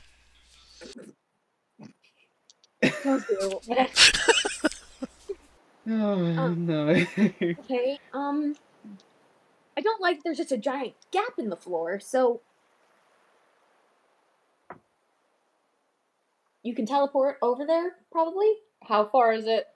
Again? It's like miles. Like Oh, it's 25 to 35 feet, depending on the distance that you're looking at. So not miles. So not there was it was miles deep. Yeah, we don't want to go that direction. Yeah, We're going off you the- hear water, so you know it's a drop, but you don't know how far. We're going on the X tangent, not the Y tangent. Math. Yes. Okay. Okay, so I have two ideas. Either I fly over and you teleport. Are you going to take people when you teleport? Nope. No? Okay. And then my other one is you get in the bag of holding. I fly over, pull you out of the bag of holding. I'm not getting in that dang bag. You put Pelly in there for like over a month. That's why I'm not putting myself in the dang bag. You guys are remembering wrong. That was like half a year. Yeah. Oh, it was, wasn't it? Months. Oh, it was months. It was Oh, half yeah. a year. Half a year. Oh, great. Well, time was weird for us. So, do I feel like I can teleport? Because one of the rooms I put it. Or, and this is the last resort, you get on my back and I try and fly us both over the abyss, but I don't think either of us want to try that. No. So, do I feel like I can teleport Doku? You feel normal. I do a quick test teleport. To where? Just kind of like same side of the room. Just kind of basically like slide to the left. You were in a conversation with Cedar. You're like, I feel like I can teleport, and you teleport, and you end up behind her. Yeah. Teleport. Okay, yeah, okay. So, do you want to teleport first? And then, like, if it pops you over the middle or something, I can... You catch. Yeah. He just starts And and jumps and then teleports. So you jump and you teleport. Yep. To give myself a little extra distance to make sure I get to the other side. Roll an Arcana. Oh dear. This is gonna be fun. You might have to catch me. Yeah, that's why I had you go first. 29. Cool. So you realize that there's a lot of magic down below. You kind of jump, and you feel it was coming to get you. And as you teleport away, you feel like it had just missed. But there was a strong surge of magical energy that was trying to penetrate your mind and to potentially show you something. But you jumped past it. And you are now safely on the other side. Dang it, you gave the curious character. I You made You come across this. Yeah, I made it. She's like creeping back over. Why are you She's getting like, closer?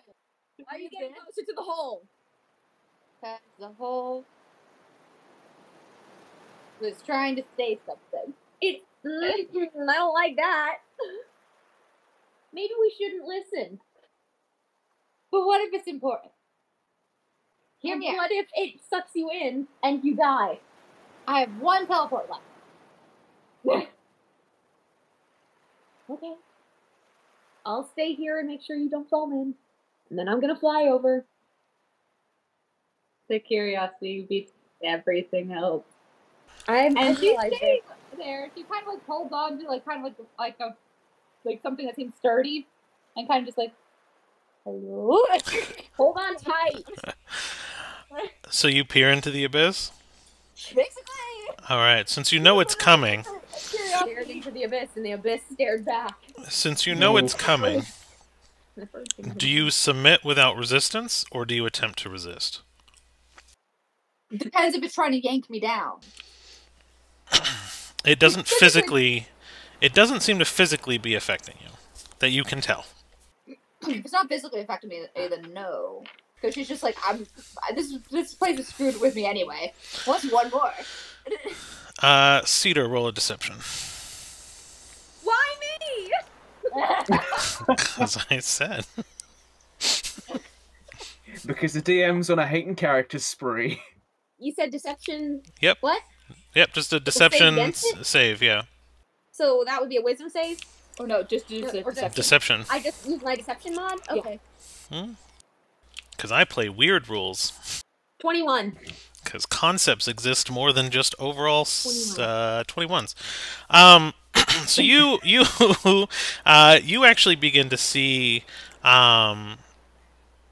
Kittis, what looked like, jump down into the hole, just out of curiosity, but you're like, oh, you idiot kid, and then you attempt to, like, almost go in after her, but then you look up, and there you see her standing on the edge with her eyes glowing blue. Change. Your eyes are glowing. Your eyes are glowing. And she does not respond to you, because what's going through her mind right now is a lifetime. A lifetime of if she would have stayed home. She sees that she trapped for years in crypts, for many, many years, and when she finally emerges, she emerges kind of an adult woman, and she kneels down to submit to her grandfather, which hands her a stone. And that stone contains wild shape fey magic. And he looks at her, and he smiles and just says, "Unleash this on the world."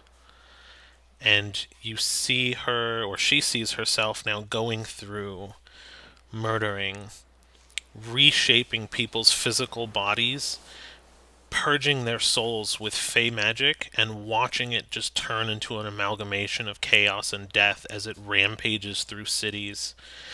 And as people die, she's laughing and smiling and collecting body parts and souls to create an army of the dead. And it flashes then to the end of her life, 900 years old, hunched over with a cane, and an army of millions of dead standing behind her as they rip into the fabric of reality.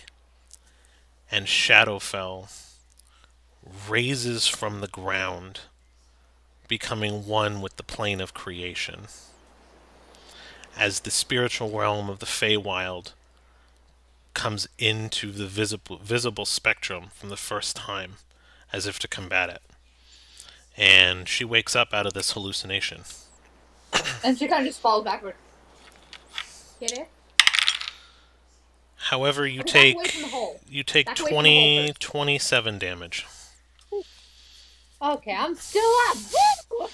Barely, but I'm still up. Join the club. Oh, Kittis, huh? back away from the hole. Just scooch away from it. She kind of just butt scoots back. Okay. Are you okay? Huh? Your eyes were glowing. Did it look cool? Yes. It looked cool, but why were they glowing? Fey visions. Were they good visions or bad visions?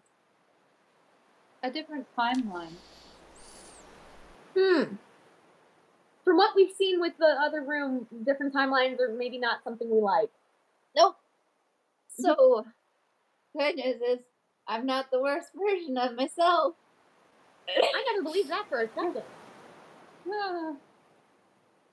Okay, I'm coming over. If I start to die, try to help me not do that. I can't fly. I don't know, have one of your pets grab me or something. One of them's got to be able to do something. I think so. You're like that card game those some kids in the city keep using. I don't know what it's called. And then Cedar's like, okay, here we go. And she kind of like backs up a little bit, and then I'm gonna have her run, jump, and fly over, and I'm gonna have her take the dash action so that she gets across this as quickly as possible. Wisdom save with disadvantage. Yeah. Oh. Yeah. Please.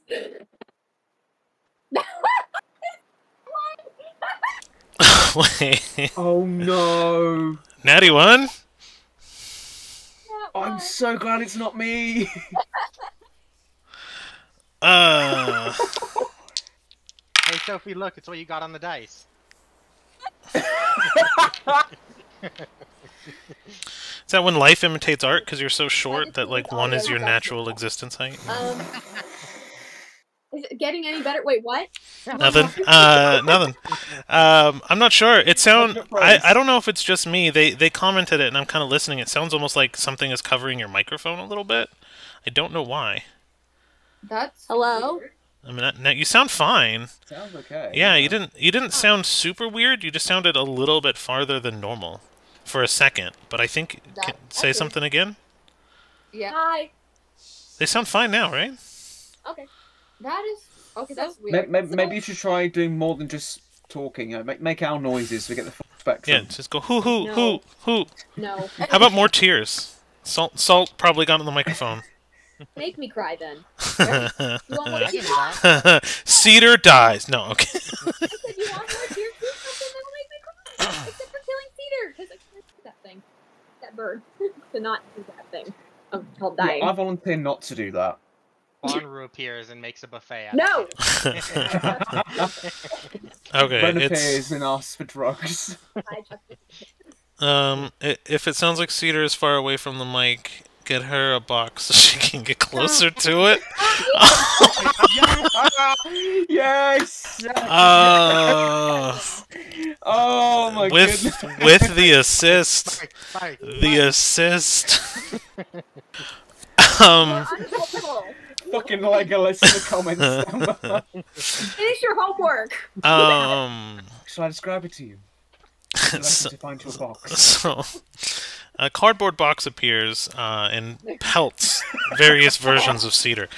No. To me, because I didn't even roll twice. I just rolled once and it was a nat 1, and I was like, you know what? I don't even need to roll again because I already got the worst. I'm in the worst possible timeline. So you begin to just take flight because you're like, what's the worst that can happen? I turn a little blue-eyed. But you feel this unnatural energy again to begin to kind of take hold, and you attempt to resist, and it overpowers you, and it just feels like death, as it just 1,000 hands. You see the same door, and it opens, and these hands rub out and just begin flying towards you, and in their open palm you see an eye open and spin around a few times as they're looking into your very soul, and they all take hold, and instead of ripping, you see 1,000 images of 1,000 lifetimes of yourself. Only this time the party gets extremely loud that you heard earlier. And it's your wedding day. You freaking idiot! And you see a young Cedar smiling as a single tear drops from her eye as she kisses her groom. And in the same breath, he forces her to turn around and smile for everyone as the curator of the wedding says, "I now pronounce you husband and wife," and the crowd is cheering and the families are merged. And we flash forward a few years as you are then taken into an underground plane where you see a blue Fey Queen bleeding, and you, with the crop, beating her into the very last point of existence. And then you say, "I'll be back tomorrow when you've healed more." And you see tons of just small little watery flames on the ground that are being collected by what seems like dozens of servant owls, that one kind of gets in your way and takes a little too long to get out of your way, and you literally take a dagger and sever the back of his neck and snap his spine as he drops to the ground dead, as you're just like, you took too long. As you leave, the blue Fae says to you, "You will regret this one day." And you see, as you kind of exit the cave that was underneath the military complex that you now call home, a bunch of renegades breaking in. Gale leading the charge as he runs you through with a sword with giant butterfly wings, as all of the water of the world begins to drain outward and evaporate into nothing, knowing that the only existence left of the Blue Fey Queen are in the charges that this military complex controls for the entire world. And you now control the element of water as your last breath of life leaves your lungs. And Gale, scarred in the face, wings have holes in them, barely able to take flight, as he's just seen nothing but battle, kills you. And continues on like it was nothing.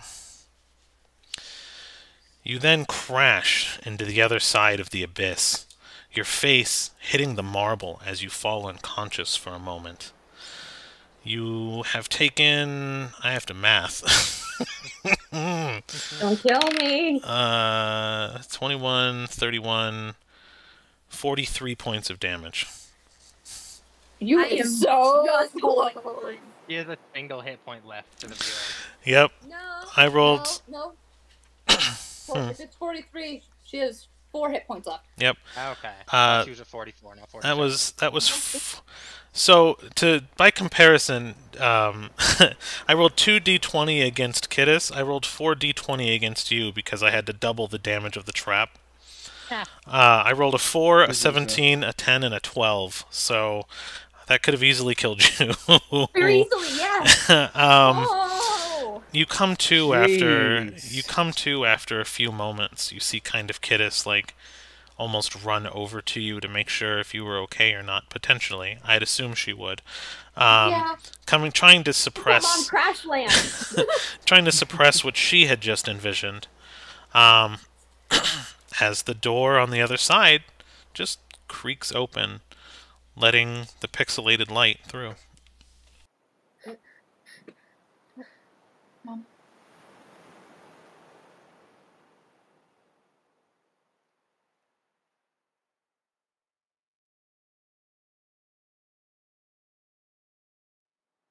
He can't hurt me. He can't hurt me. He's dead. That's not my timeline. That didn't happen. That's not happening. Roll insight. Both of us? Or? Yep. Dare you, first of all. Both of you. Insight. Nat 20, so that's a 23. Okay. For me? Didn't want that insight. I don't think I want this insight. 17. Oh no. No. So Kittis definitely gets the realization and feel that she has the power to just control the realms, and that her future no matter which path she takes, she actually feels a little empowered by it, because she knows that if she had the power to destroy the world, she kind of gets the feeling that she has the power to save it. With a natural 20, however, Cedar realizes that there is a version of herself that lived that exact life. And there are actually probably multiple versions of her life and self that has followed that path, because she was not strong enough to leave home when she did. And you get this sense of duty that you've not felt in a really long time to potentially fix things one day.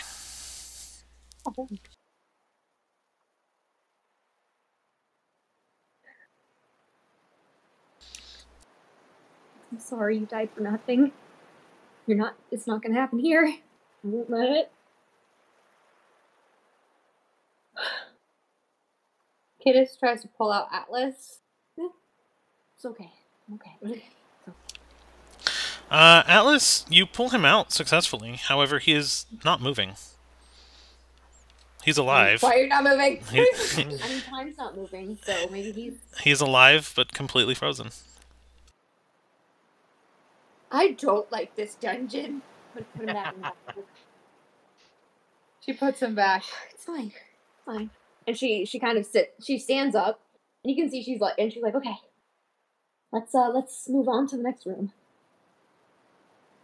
Okay. And you know, you can see that she's like trying to like hold herself like confidently, but like you can see the tips of her feathers, like on like her flight feathers, are shaking like a leaf. I swear, if that blue whatever that isn't Gale says something when we cross that threshold, I'm going to slap him in the face, because I can't take anything right now. It's okay. We're gonna be okay. Speaking of, Was your vision half as terrible? Let's go through the door. Let's go through the door. Let's go through the door. Running away from home was the right option, and she wants to without any further context. Bitch just said that to Kittis. Running away from home was the right option, and just door. Yeah. so you breach the door, and almost as if you're landing in the same space, Kittis and Cedar bump into the back of Tempest, who then bumps into the back of Dana the White, and everyone's just kind of disgusted with each other in this very moment. But you are now all in a very long hallway together. Essentially, that's God's wrapping around to the sakes, left. watch where you're going. I don't really want to deal with you right now. Agreed. As you wish. Okay, where are we? Really long hallway. Were you two in a hellscape of a room back there? No. No. Just us then. Lovely. Love feeling special like that. Well, Wow. please tell me there's nothing coming to attack us. I'm at 8 hit points. I'm at 4. Yes. Why did I hear boss music, Denala? What's going on? You're in a room that what was that show that had the power that everyone woke up with superpowers, and the dentist had her ability was to play people's background music? I have not seen this, but I want to see this. It was a British comedy, I thought. I don't remember now. I don't know. But yeah, she went to the dentist, and it was just dread background music. And she's like, "Sorry, that's my superpower. I play people's feelings or whatever. I play people's theme music." Is this Extraordinary by any chance? Yeah, I think I've that not sounds right. I've not watched it yet, but it feels about right from what I know of the show. That I think it is Extraordinary. I think it only's got like one season. I watched it I feel like forever ago now, but I don't think it was that old. I need to watch this now. But yeah, I've heard good things. It's just that's finding the time. It made me laugh. Yeah, hold on. Do I have it? Oh. Yeah, extraordinary. That's exactly what it was. She went to the dentist, and the dentist's superpower is to play theme music, and that's calling back to that. That's what that felt like. But in any case, though, I guess we have to walk forward. Yeah.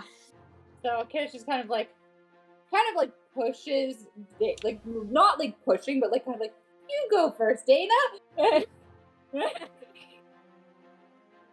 Denala will just walk forward. So it's a long hallway. And you guys kind of just continue walking through. It gets a little dimmer as time goes on, and you can kind of see a long hallway, and at the end of the hallway is a door. There are murals on the wall painted, however, as you're kind of going through, that seems to be telling the tale of time. You can see different versions of the world happening, and it's just kind of hieroglyphic depictions, but they're all crudely carved, which is weird because everything has been pristine and polished up until this point. So let's just do, because you guys are continuing to walk, just why don't we do a group perception? Okay.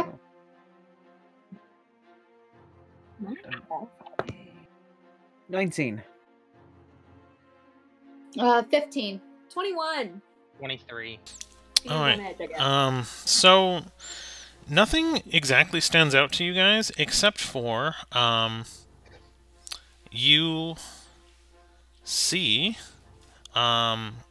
something that stands out because it seems naturally occurring in the stone, unlike the unnatural carvings around the rest of the place. You actually see the other mask. The other what? The comedy mask? You see the comedy mask standing out amongst all of the depictions in the wall behind you. Hi. Hello. Hi, hello. And it springs to life and like stretches out of the wall, almost like coming in contact with your face as it kind of retracts back and just kind of bounces and jiggles. And it's strange because it's made of stone. Hi, hello. Yes, what How the are fuck you? are you? I'm a muse. What the fuck are you? You're Doom, potentially. Oh, big scary man. I'm your doom. Say that to my face, and he'll like zoom out of the wall again, and then as it kind of goes through, you just hear like child laughter zoom past your ears instead of feeling the wind. And it's just kind of like ominously powerful, and then it kind of snaps back again and jiggles in the wall. Cedar kind of chuckles at that. That was admittedly kind of funny to her. You guys look Okay, like so you you can do need a some little bit of- time. Time. Yeah, I got it all here. You have time. I do. Like time passing I or ha- time in general? I have the passage of time. Oh, we can sleep. I never thought I would say that. I mean, I'm not just going to give it to you, though. Aw, And here it is. but why not? Look at me. Because I am Aw. the muse. And you look disgusting, by the way. Hey. Hey. You're like all rattled and No, no, broken, no. and your mind is just a mess. It's not very funny at all. No, the mask has a point. You both look like shit. Well, both of us just had to go through hell, so. Yeah, that's just Tuesday. Okay, so Matt, Deal with so you it. can see into our brains. Is his worse? Please tell me his is worse. Well, if it's anything like yours, I'm not going to get any inspiration from it. And that's what I need if you want the passage of time. Inspiration. Which then Denal will go, okay. So let me tell you a story. So, let's start from the beginning. You know, I grew up in this big forest, one of the major forests of the world, and I lived an extremely happy 90 years with my sister, my parents. They, you know, we looked out for each other. We had fun. My sister and I, we'd get in all sorts of weird shit. She was always the talker. I'd kick the shit out of people that needed their shit kicked in. It was fabulous. Could not have had a better life. And then some shit happened. We don't talk about that. But then I was on my own. And that, not very fun. Did not enjoy that. No. But then later on, I was going around trying to find a new place for myself. Trying to, given that you can see inside our skulls, I'm guessing you figured out I'm a monk. So I was trying to find somewhere where I could further my abilities. And I found this run-down, beaten, torn to bits temple. And I figured, you know what, if nothing else, this can be a good place to camp out. And so I went into this beaten down, horrid temple, and I found an entire guild of people. And they took me in. They taught me how to use some fabulous abilities, and she'll jump from one of the nearest shadows to the next to demonstrate. And the mask is letting out like the fakest audible yawn you've ever seen. Like, you don't even get need to roll an insight. He's satiring you. He's just like, What? Don't you want happiness? So you don't want to hear about my living a happy life? No happiness.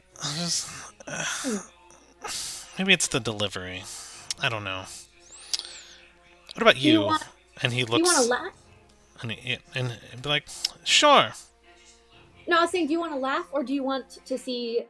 Because I can either try and make you laugh, or I can try and show you something beautiful. But I don't know what your preferences are. So. Well, I know something that could make you laugh. Alright then. What's trust that? issues. Oh, you went there. Oh. Jaden starts audibly laughing. The mask definitely cracks a small smile. But like, okay, all right. I'm feeling the love a little bit. What else you guys got going on? What's funny? Okay. I got one. This is one of my favorites. That child has a fucked up relationship with her grandfather. It's like, it kind of smiles a little bit more. What? Comedy is tragedy plus time. What else am I supposed to do? You wanted to try again? And he's like smiling a little bit, looking at Dana. I do, and so I'm gonna tell one of my personal favorite jokes. Oh no. Oh, Keep in mind, there's only an 8-second delay on the stream. knowing the one you sent me earlier, I am terrified. It's one I've already told y'all. Don't worry. Yeah, that doesn't help. Don't get us cancelled, please. So she goes. So a gnome walks into a tavern, right? And he walks up to the bartender as he sees there's a challenge posted on the board. Oh. And he inquires about the challenge, and the bartender, he goes, well, you see, so you drink this entire gallon of ale, and then there's an owl bear out back. It's having some issues with one of its feathers. You got to rip out the feather, and you got to tend the wound. And then after that, you're gonna come back inside. You're gonna go upstairs. There's a tiefling that's never been satisfied in her life. You're gonna satisfy her. So Gnome goes, yeah, okay, I can do that. So he downs the gallon of ale. He starts stumbling a little bit, and he walks outside. And about 5 minutes pass, and everyone in the tavern is just hearing these horrible, horrid noises, screaming, tearing, cries of agony. And the gnome walks back inside, and he stares at the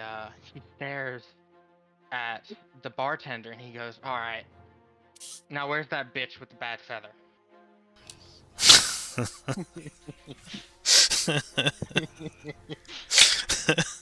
Alright.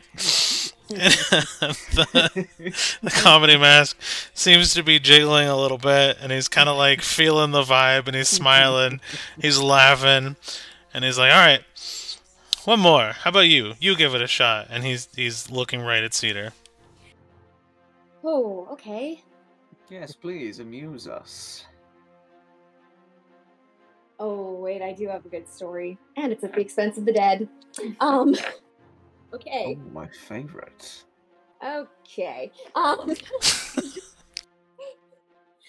So, back when I was a thief in Nexus, I would often help Shalius plan heists. However, he took the lead on planning this heist, so he knew most of the pertinent details. He was very late for our heist, and these things are on a very time crunch sort of schedule.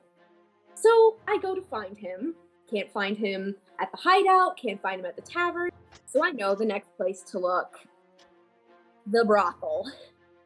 And so, having known him to go there several times, I march exactly to the room he's in, kick open the door, and tell him to get his purple tail out there and get to the job, unless he wants me to drag him out by his tail with whatever amount of clothes he has on. And I turned to the lady he was with and said, "Make sure that he pays you," and walked right out the door. He did not say a word the rest of the day, but we did get that heist done. And the mask kind of just sighs. I was like, I guess they all can't Like a be girl. as great as you two, but I don't know why you hang out with them. We don't. We've just been loaded with them, to be honest. Oh Like, they're yeah, such a delight. I can see that now. They are not from the same places you get. I want to be where you're at. And Oh, it's quite fun. you hear what sounds like broken, shifting glass in the room behind the mask. As it smiles, its jaw opens Whoa! all the way to the floor and widens. And just for thematics, it's actually dripping a little bit of the saliva as its tongue wraps around your guys' ankles and attempts to pull you into the room. Ew. Ew, absolutely not. Ew. No. Disgusting. Ew. Who? Can we walk? All of us or half of us? Well, he's attempting to pull you all in Okay. because he's smiling though, and he's just trying to have a laugh. Why? Can I roll insight to see if I'm in danger? Sure. I'm in danger. 26. No. He seems like he's just kind of pulling you into. So he had offered the passage of time to, and this is a different room. So Yeah, Janala will not contest. okay, and you see Denala kind of go in, sucked in first. Well, technically, because she actually told the funniest joke. I think the intent was to pull her in first. Yeah. Tempest will see this. He turns to the others and say, "Alright, don't struggle. Denala clearly knows what she's doing. And he won't put up a fight either." Alright, you get sucked in. Right. This is not even fight. She's like, I don't have enough health points to fight this. She goes, oh, okay, fine. And then, like, the second, like, the tongue, like, touches her ankles, and she just goes, So you get into a room, and it's completely pitch dark, but for the first time in this entire dungeon, you actually can smell stagnant air. You see dust particles actually kind of moving freely in the dark with what little light there is. Things smell like they should. The air tastes like it should. You hear the dripping and cracks of marble and just old cave sounds like you should, and you realize that existence seems completely normal here. And we'll just take a quick break. Okay. Love it. All Yeah. right. I think it's Your needed. character took a second to breathe. All right, guys. Yeah. We're gonna take a quick fiver. Be here when we get back for part 2. Woo! Woo! Stay tuned.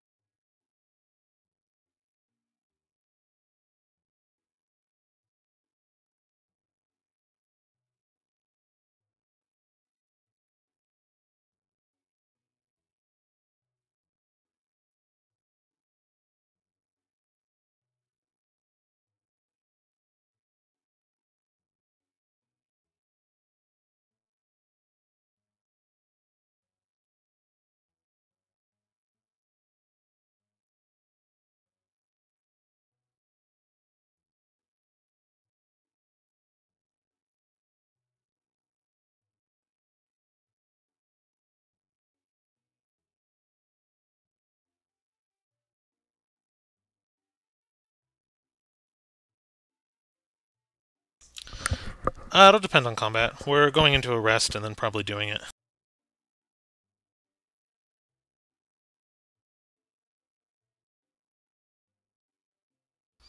Yeah. No, it's fine. I might change the fights around a little bit, and we can probably, if we get the parties done, we'll probably be out, right? And then you can do the roleplay session, and then we can also come back to the solos at any time. Okay. Hello. And we're live. We're back. Welcome back to Trauma Part 2. We stuck around just for you guys. See, Doku, I'm scared because Harry keeps saying, like, has kept saying all week, like, oh, I'm so excited for what I planned, like, to say as Tempest. I'm like, what does that mean? What, not just say? Why?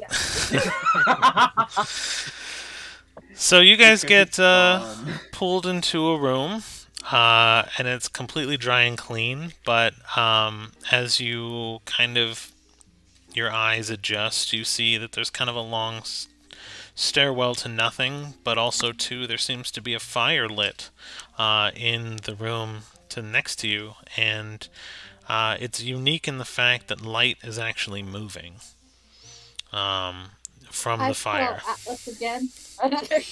And Atlas seems to be kind of dancing around. He actually has a little bit more shape than what he normally does. Hi, Chaotic. Hey! How's things? Stairwell to nothing. Oh my gosh, I was gonna make that joke in a minute, so thank you for me. Chaotic. You've got to double back later and see, there's a scene that I don't think you were here for it, but Dana and Gail got to say goodbye to each other, and it destroyed me. and everybody, it was awful. Yeah, I finally cried on stream. We got actual tears. Yeah. I made half the party cry in 10 minutes. It was pretty good. Emotional damage. Emotional And damage. We officially hate rain now, so... Good. Oh, thank you, Chaotic. Aww. So Candace just starts pulling Yeah, out she did. all of her pets. I mean, in agreement, it's not hard for Cedar to do, so... but okay. So yes. You're gonna read from a book, you should. So yes, you can... Yeah, you pull out all your pets, and they're all seeming to be a lot more lively. The snake is there, the little goblin dude is just angry and be like, why you gotta pull me out in weird-ass places like this? And the insulting mask says something about how you look like crap. Right? That's But what I've been saying. That's on Candace par just for you. Candace just like slowly moves over and just like gently places the mask on Tempest. You put the mask on Tempest? Yeah. Hang on, I've seen JoJo's Bizarre Adventures. I know what happened. Tempest watches anime, confirmed. Do you let her put the mask on you? Tempest.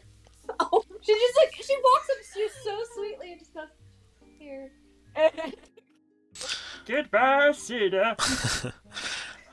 If you accept, do you accept the mask? Sure, It's why like- not? He's like, all Take right. us some privacy. He's like, all right. He's like, I'm home, and it latches to your face and kind of molds in, kind of like the mask, and then you spin around almost cartoony, and you're like, somebody stop me. And he's like, you're short, you're fucked up. And he was like, I'm not gonna say crap to you because you'll punch the crap out of my face. And then the mask kind of pops off. You can say it, it's fine. You smell like shit. And then be like, if you Eldritch Blast. Oh I cast Eldritch Blast on the mask. It's like, I don't know what's worse, what you call martial arts or the smell coming off your body. And then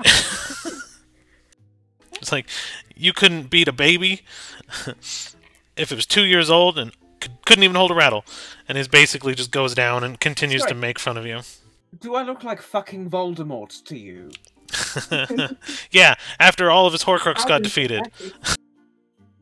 I don't need a Horcrux to be powerful. I still have my nose. Yeah. You're just a sentient fucking mask. You still have your nose, and the mask kind of stretches its nose out. With a nose like that, you must have lied at least a half a dozen times since I've seen you. At least I have a digestive system, you waste of matter. At least I don't look like IBS.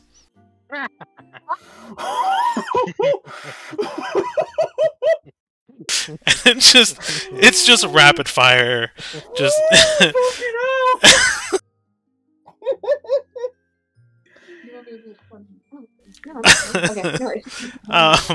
and then so after like a bunch, like it hits off like 6 or 7 or 8 just insults, and then it lets out a big yawn and goes a little damp, or not damp. It goes kind of solid. I don't know why I said damp. I think I'm going to say dark, but I'm like, I don't think that would, concept-wise. Basically, it goes dark, it goes kind of just solid. Dark. Yeah.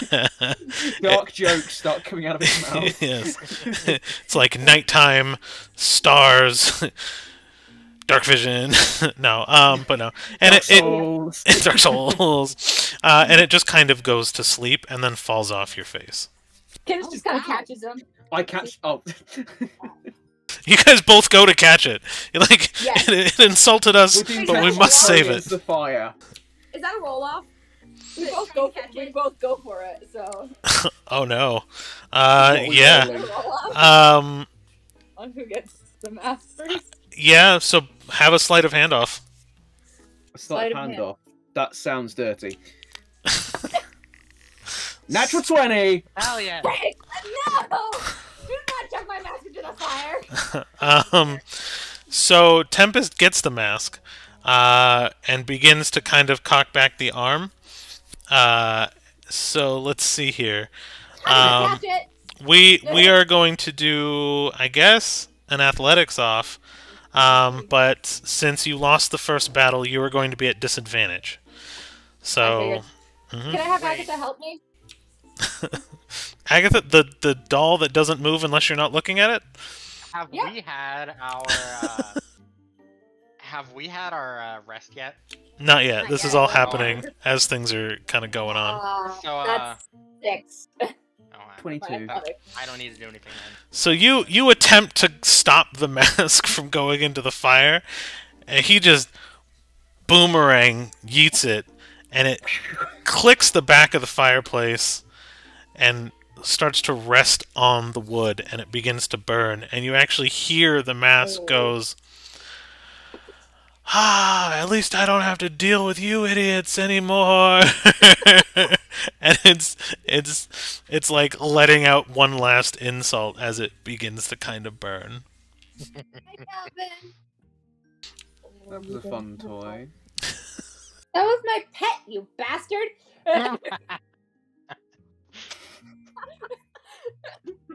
Peter's like he's sitting on the couch. She's almost like folded in half, laughing right now at that comment.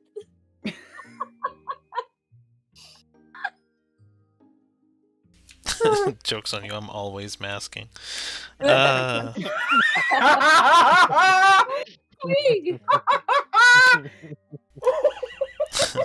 Welcome, Chaotic. I feel that so much! Amen, amen. That is some top tier autism humour, well done. I was hoping to use him again on some noble that annoyed me. Man, Well, I'm sure you'll come up with something. Yeah. You do I'll have a come up knack with for a better that. insult than Pinocchio knows for you. Yeah, it was pretty weak, in all honesty. Yeah, he seemed to be getting a little rusty, honestly. Makes sense. He has to try to insult people without knowing them. It's not always good. Sometimes it takes time.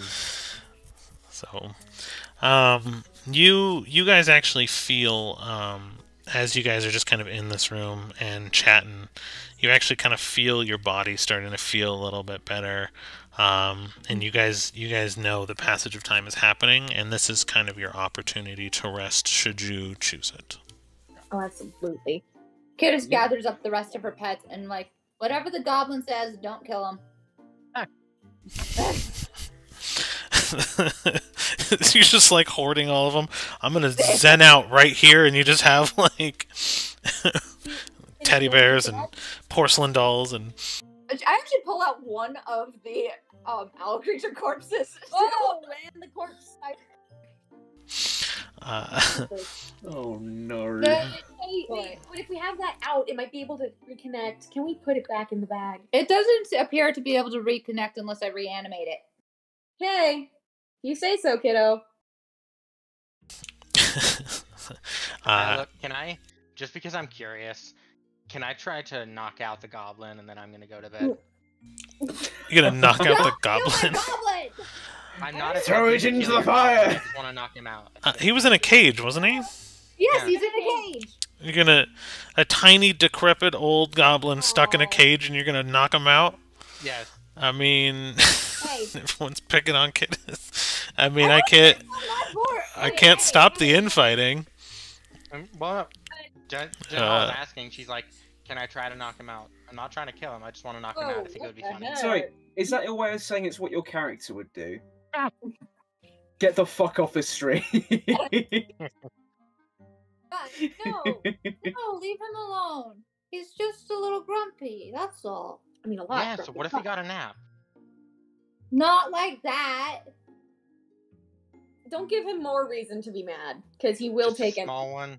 No! He could always have a longer one, and by long I mean about 6 feet under. Just saying. What? Don't make me reanimate 8 gibbous. Please don't. Look, can I knock one of you out? I want to knock someone out. No. No! Knock yourself out. If you insist, and she'll walk up to you because you said knock yourself out. Oh, take that as permission to knock out the goblin. Because he's afraid, yeah, knock yourself out. Oh. No. That doesn't happen. I'm kidding. Okay, I was about to say, I'm like, I swear, if you kill another one of my pets, you guys are gonna wake up with exhaustion points. And so Denal will just go sit in the corner and take a long rest. Candace does her meditation with her pets nearby, and Chrome just kind of whirring around her head. She's like, it's my white noise machine. It is my white noise. Every couple of minutes, you just hear "Woo," like a whirring ball spin up throughout the night. And yes, you guys get a full 8 hours of rest. Well, Candace only does her 4. Her 4, yeah. And then she kind of puts Gibbous away, and then just starts playing with her other pets, and just kind of playing hide and seek with Agatha. Every time you close your eyes, Agatha's in just a different spot. Sometimes being like on the fireplace mantle. Other times sitting on top of a sleeping cedar. Other times just seems to be laying next to Dana, staring. Denal only gets 4 hours as well, so. That's right. So it's next to Tempest staring. There you go. When Dana wakes up, Tempest staring. Yeah, so you kind of go through all night. Tempest wakes up, tosses Agatha on the fire. No. I'm not that. Okay, like Calvin I can handle. If you toss us Agatha in the fire, someone else is dying. Charisse, do you think I'm really cruel enough to throw a pet onto the fire twice? So I wouldn't in real life. I just want to say your rest will conclude, and do you stay longer than the 8 hours or just the 8 hours? No, like Kidis eventually she checks on all her pets, make sure they're all okay, that they're fed, that they're not like going to be upset with her going back into the bag. Except for the goblin, because she knows he's going to be pissed no matter what. No matter what happened. Do you have your dolls still? Yeah, she's going to teleport in the bag when I close my eyes. Are you sure? I swear, if I see her in the fire, you're going into the bag, and I'm going to gag you so you starve. Oh no, she's not in the fire. Just do a check while you're here. Cedar's ignoring everything that's going on right now, and she's just kind of sitting in that little armchair. in like the little armchair, and just kind of nestled up, just like watching the fire, just trying to chill for a couple seconds. Or So Tempest will go over. of course. My question to you is who you?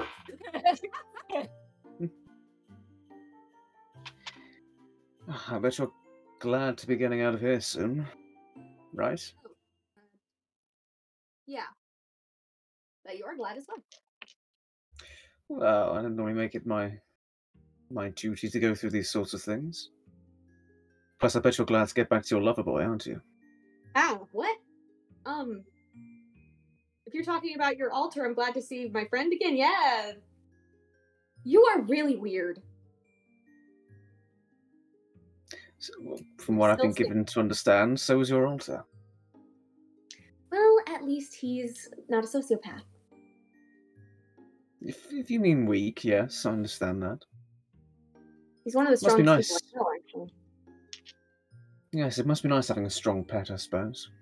Whoa, that's a really weird thing to say. Oh, come on. He's a puppy. He follows you around everywhere. No. I've already told you. Yeah, no. And that's why I'm having a difficult time trying to be civil at the moment. Oh, you've got a fire about you. You know, I'm always looking for people with potential. You ever feel the need to advance yourself? You could always come with me. What? I'm confused. Don't you have like another like alternate psychopath theater that you're friends with? Well, yes, but I always have uses for people. You could be very useful. Ah, opportunist. Gotcha. I've met those before. Actually lived with one for a good long while. It's not fun. Remind me, is that Shalius, isn't it? Yes. Yes, the one that was in the brothel. Yeah. Weak. The longer I look back on it, he was an idiot. Oh, yes. Only idiots waste their money and their time in brothels. Yep. Well, I only You're offer a you lot it. nicer than most of the inns, though. Just pointing out. Right. Very well. I got my pets together, and no, Agatha isn't in the fire. No, I know. I just like fucking with you. And I as think you something I know how to as you get to say do, that, Walter. as you say that, you all realize Agatha is sitting on his shoulder. Get off my shoulder. At least ours has a sense of humor. Come on, Agatha. Everyone, close your eyes. Then Ollie just walks out of the room. Same patience level. Yeah. But I hope Agatha gets in the bag. Yeah. Well, I cannot hear you. Oh, sorry. You're able to collect all of your things. And Dana begins to kind of walk out of the room and doesn't stay. And I'm assuming you all kind of follow. I think in just a sec. Yep. Kiddis immediately just kind of follows. She's just like, "Bye. Be there in a minute, Kiddis. Don't be too long, I will not. or I'll drag you by your feathers." That would hurt. They detach pretty easy, so it wouldn't work. I know. Yes. Tempest will stay for just a moment longer, as well, just to book a little bit. All right. Say what you want to say. Not really listening, but go ahead. Well, I'm just saying, you have smarts. Not many people can say that. But I think you're wasting them, in all honesty. Oh, really? Well, yes, you have intelligence. You've got a drive. I can see it in your eyes. But like I say, you're wasting it. Just aiding people. People who, in their right minds, would never assist you. Aside from your party and this Dimrin person, can you really think of one person out there that would, without a moment's hesitation, help you because you help them? I'd like to think Mai would. She was a teacher of mine. And also, I know for a fact that Strix did. So, Yes, and where is he right now? well, if I'm to believe certain things I've heard, I guess he's the champion of the Raven Queen now or something. Bravo. A Nectaea that actually does things. Yeah, and Still, I'm a queen nearly and I got that killed. right. I'm a queen and me and my friends actually took care of Silvico once and for all. Okay? Yes. It is good to see, though, that a Nectaea from your world rose to greatness of sorts. Too bad he had to die first to get there, but greatness is greatness. You know what? I feel sorry for you. How so? You're alone. And I know what that's like. Sucks. Especially when you put yourself there. Yes, but I've gotten myself further in life than I would have done with somebody else. Think about it. You only took down Shalius and Silvercoat because you had your friends along with you. Yeah. Think about that for a moment.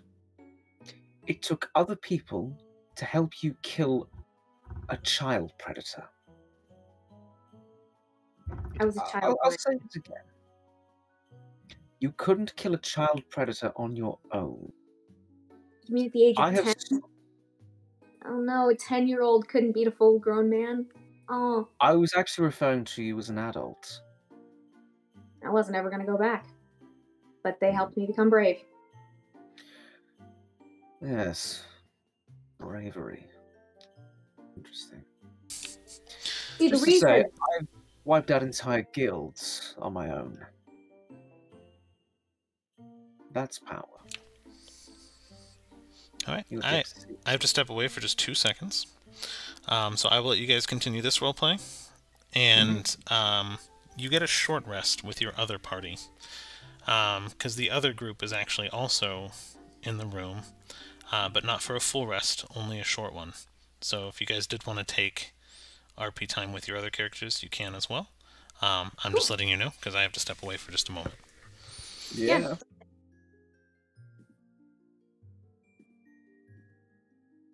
You know, you want to know the reason I actually feel sorry for you? You think you've got all this power, but your altar has the power to change things for the better. That's unique power. You have the power to arguably change things for the worse and just make the world a sadder place to live in. Yes, but sadder for whom? Are you even happy? I am. I have all I need. And when I ascend and join my father, then my true destiny will be in my hands. And then you'll see. Then you'll see that happiness doesn't mean anything if you can't enjoy it a little bit. And I have the power to enjoy everything. If I don't have what I want, I take it. That is what I can do. And I don't need anybody at all. If you're smart, you'd understand. It's adorable, because I used to think that too. And she kind of does that, and then she's holding like a piece of jewelry. I don't know what's something that I could steal from Tempest? Because I know that it would be a holy symbol for Gale, but I forget what it would be. Oh. Probably a silver ring with an engraving on it. Yeah, and all of a sudden she's holding the ring. Power to take what you want. I've had that since I was 13. Cute trick. Doesn't really do much though. Fun, but eh. And she kind of like flicks it back to you. What I'm saying is, I know your altar, and I know that you have that potential in you too. You could change for the better, like I did. Yes, but I don't want to become him. Why would I want to become a weak-minded little fool who runs around after a little friend of his, day after day? Why? That's just... Ugh. I don't think that's what he's doing. That's exactly what he's doing. Think about it. While he's been with you, has he ever... I don't know. Done anything that wasn't outside of the interests of somebody else? Wasn't done in the service of somebody? Not Can you really. even name a time? Exactly. Running after other people, it's being a servant. He has a bloodline that puts him far above any of you, beyond that of a queen. And yet he runs around after you and after some fey bitch.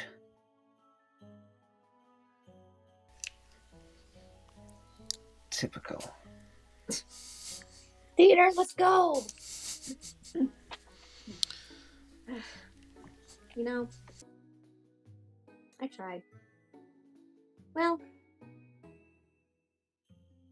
I genuinely hope that one day you find happiness. I don't think that'll happen. But I wish it would. You're still somewhat him, even if you don't remind me at all of him. But, speaking of, you were bragging about the lineage. What was it? I need a perception check from Cedar and Tempest.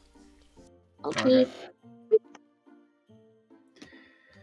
Get back onto Tempest. You said perception? Mm-hmm. 17. 23, with a natural 20. Nice. It's those new dice. The room is starting to slow down. Everything seems to be kind of going in slower motion. The fire cracking, although still bright, is not cracking at a speed that's normal. And that the only thing that's actually still moving at a normal rate is you guys. Oh, I think perhaps we should rejoin the others. Yeah, before we head out, this bloodline that you seem so proud of, what is it? Curious. Well, again, I don't want to give you any hints. This was true lineage. But let's just say there's something primordial inside of him. Inside of all of us. Something old and ancient. Wow, spooky and cryptic. Alright. Keep your secrets. Just know what I said was true. All of it. And she Your goes bravado to... doesn't fool me. He I know starts to deep walk down out the... Sorry. I know deep down you're still a scared child. Big look. And as she goes to go out the door, she stops like right at the door hinge. Oh, and just to answer your question about the deal, go to the deepest level of hell. And then steps through the door. Alright. He will follow. Tempest and Cedar roll d12s. Oh no. Also the DM is vibing. This is fun to see. It's my happy music. It's so funny 6. hearing you say all those things. This is like little happy music in the background. Yeah. Complete tonal shift. But 11. Okay. And what Tempest roll? 6. Cool, thanks. So, in the interest of time, I will say, just so you guys know what the passage of time is happening, the other party actually, as you leave this room, they will actually have a moment where they exist in the room as well. They'll actually be getting a short rest for anyone who's keeping track of their cards for those characters. I don't think they really needed too much of a rest. I don't think many of them took too much damage. I mean, that's true. So you will be able to roll hit dice for your short rest if you'd like. And so you get a moment of passing time. Kittis is Evil Kittis is focusing just on kind of recovering, where you guys are all kind of just You're welcome. in this room together. Thank you. Just resting for a brief moment before the energy of the room runs out, and it becomes a room just like the rest of this marbled area where everything is just kind of frozen.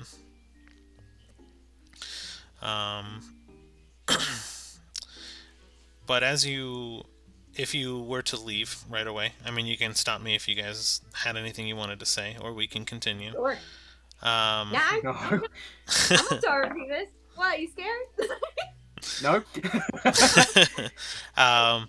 So then as you guys I kind will of cry again if I have to, Sophie.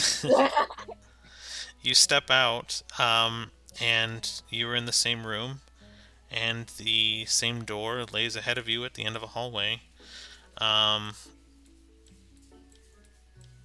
And the hieroglyphs seem to be a little bit older. The stone that was carved almost seems to be healing.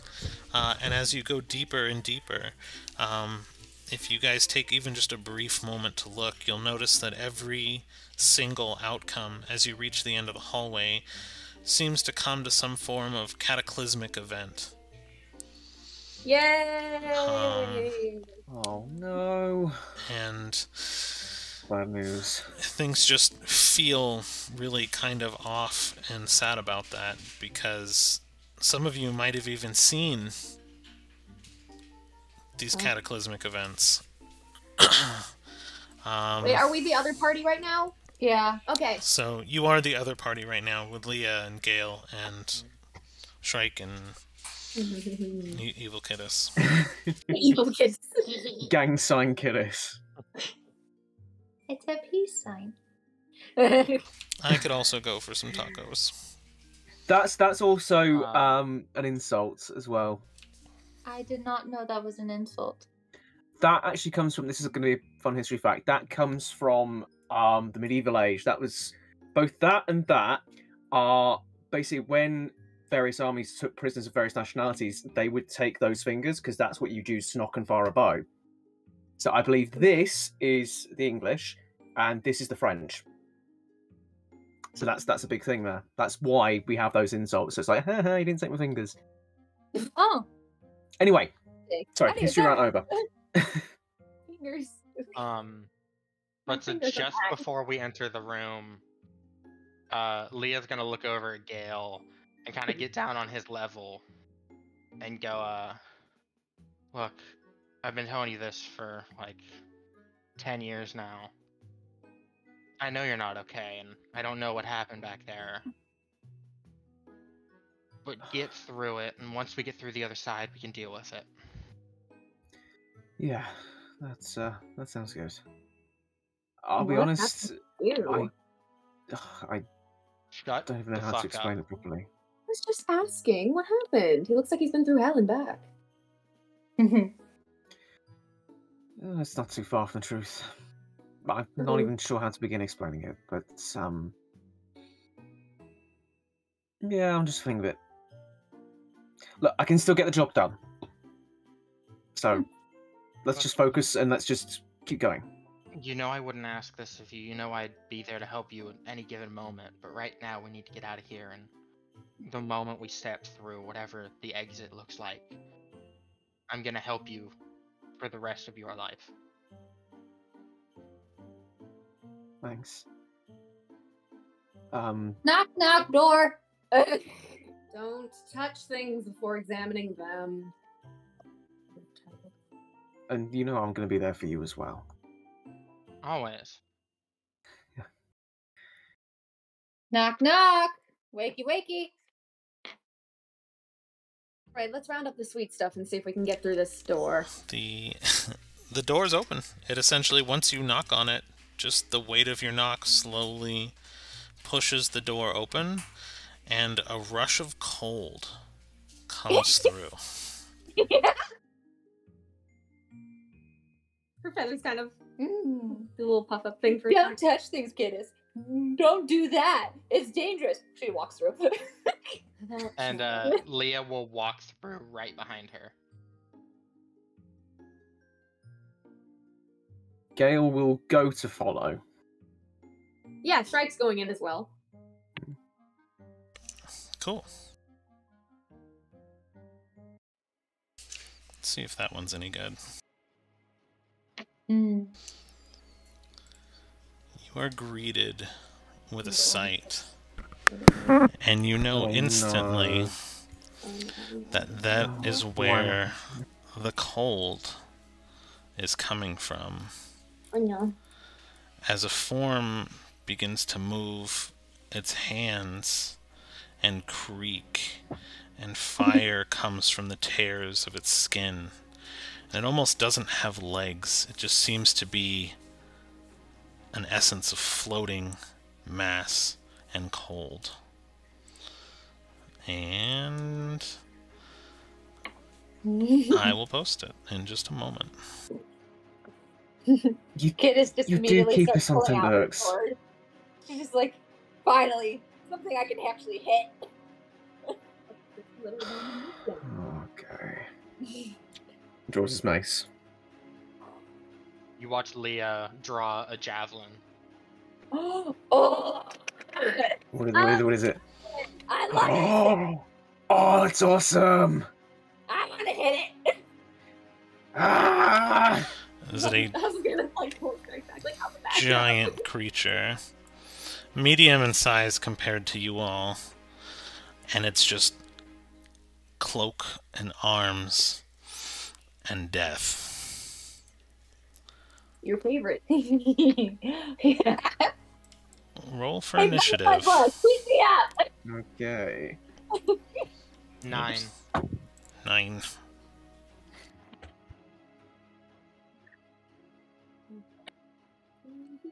Uh, 12. Or, you know. 13. How come I always want tacos after Chaotic is just like watching the stream? I want tacos now as well. Because Chaotic Oh, mentions tacos. it, and then it's in your brain. Alright, so, let's see here. Leah got 9, right? Yep. Leah 9, Kiddis 12, Shrike 13.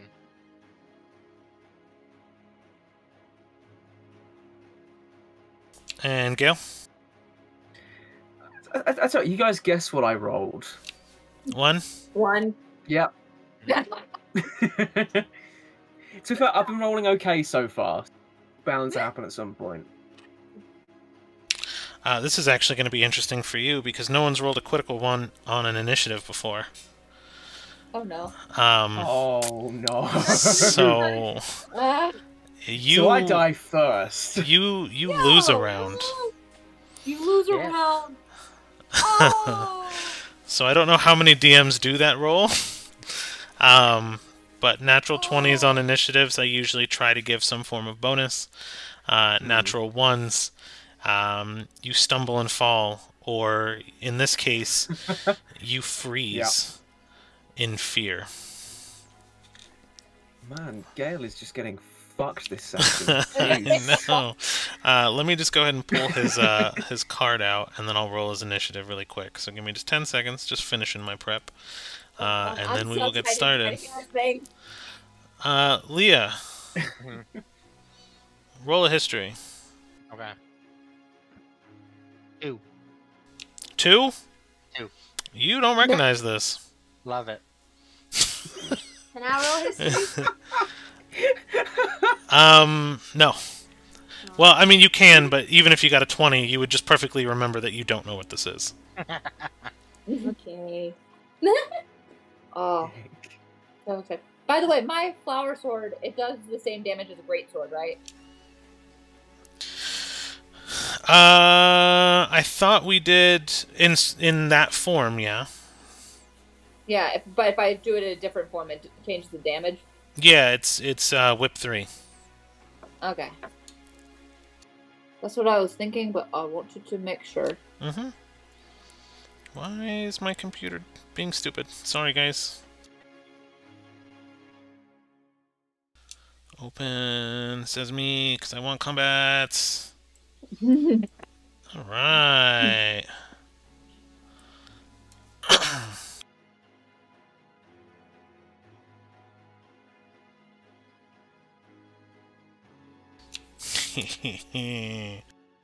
Oh, Oh no.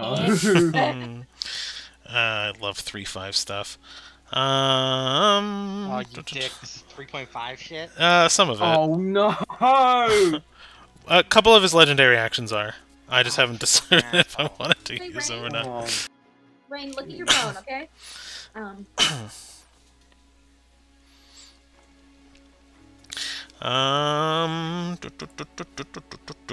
Okay. That's fun. Okay. So, let's see. I love that. What is his dex mod again? So he rolled an unnatural 20, so he's going first. Yay.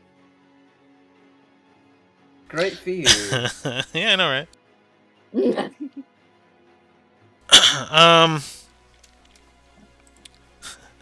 So he sees you, and you just hear an abyssal. Which I speak. Yep, which I think 2 of you speak, Uh-oh. right? I don't, not this version. Oh, okay. So does anyone else? Yeah, Oh, okay, so only Leah speaks abyssal? Yep. You hear it in a whispered, hushed tone. You're finally here. My destiny. As his mouth opens and he releases a hellfire blast.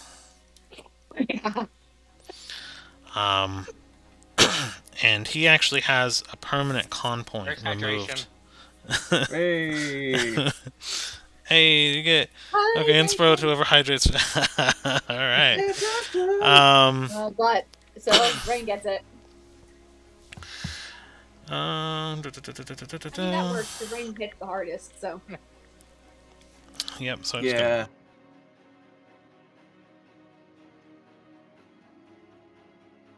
Yeah, they hurt the rest of us too.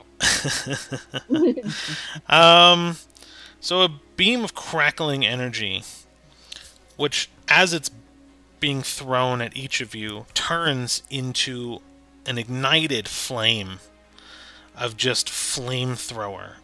And a direct hit, essentially.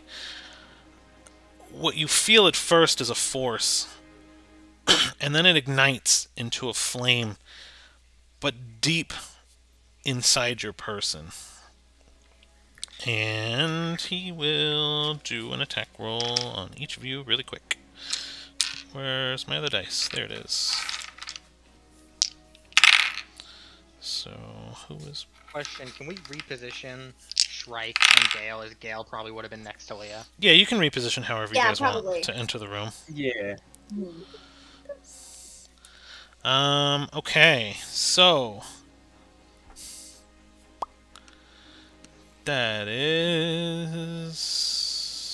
So... Yeah. So... Dana the White is a 31 to hit. Not 31? Oh, sorry, not Dana the White. Leah. Yeah. Leah, that's Yeah. a 31 to hit. That hits. A 29 to hit Gale.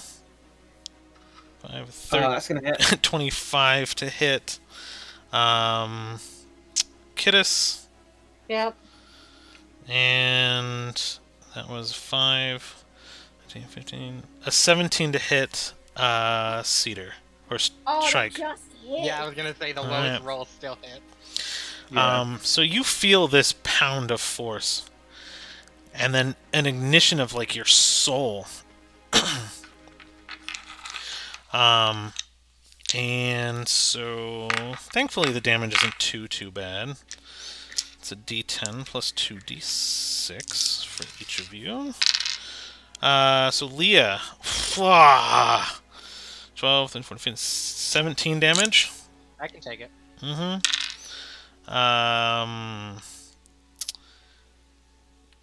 Gale will be 15 damage. Okay. 4, that's 10, 11 damage for Kittis. Okay. 18 damage for Shrike. Ah, okay. But this leaves a permanent burn on your very essence, as all of your stat blocks are reduced by 1. What? So every roll you make will have a permanent -1 on every roll, every save, everything Alright. for the remainder of the fight. Okay. Oh. Welcome to an Eldritch Blast, modified by 3/5 Hellfire. Yep. Mixed with a little bit of flavor. Since that is a legendary action, that consumed his movement, his bonus action, and his action, so that way he can actually move next turn. He will consume everything, and after he releases that, it'll bring us to our next person, after God, and that's going to be Cedar's alternate. Shrike. Yeah. Right. Shrike. Okay, what's the Be heck do the I... short Shrek. That'll be... I'm kidding. It's a joke. Bro, no. A Shrike, if you will. Shrike. Okay. Homeland Swamp. I'm gonna cast Firebolt. Yeah, I'm gonna cast Firebolt. Plus 16 to hit. No, wait, hold on. What? Yeah, Firebolt?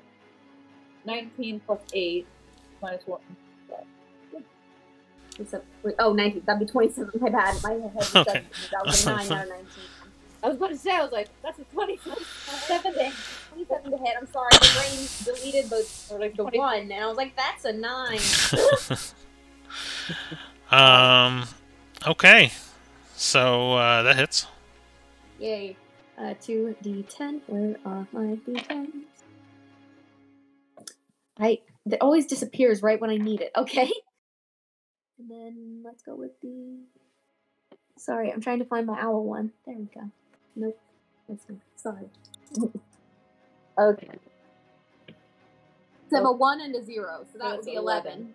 And then after that...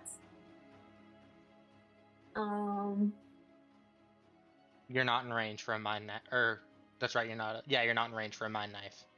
Dang it. Okay, Those well... are 30 feet, right? Or are they 60 feet? Let me check.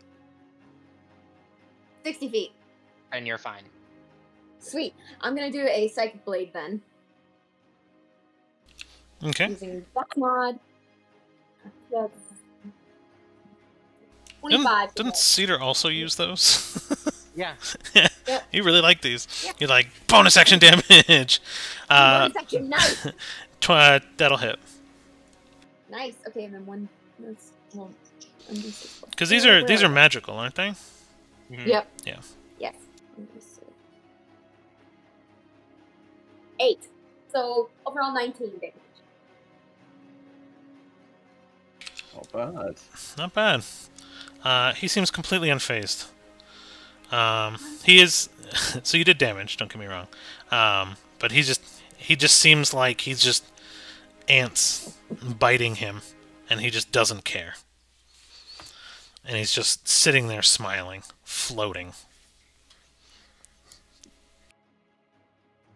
Okay. My turn?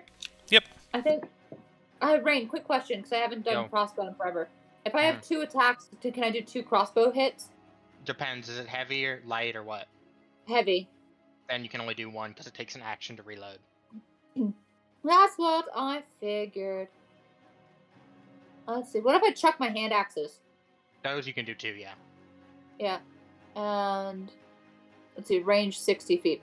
So she starts moving closer with her movement anyway, because her goal is to eventually, you know, let's see, 1, 2, 3, 4. So I can get pretty close, but she'll stay back since I can't get close enough and chuck her hand axes at him. And so she can throw 1 of each. So let's see. Well, that's not going to hit because that is 10 minus, that's 9. So 1 of them does not hit. Can you guys do me a quick favor and actually place yourselves on squares? As Yeah. opposed to kind of in between? I'm on square. Yep. There we go. Thank you. So then I'm going to chuck the other one. Let's see if I do better this roll. Nope. Both of them missed. What were your rolls? So 1 was 9 and the other was like, let's say, 8. Okay, so that's 4 total attacks on him so far then. Thank you. You're welcome. And then I guess bonus action, if I have any bonus action. I could have used my resistance thing. Oh well. I'm going to not do a bonus action yet. Okay. And there we go. And that's my turn. Sweet. That'll bring us to Leah. Alright.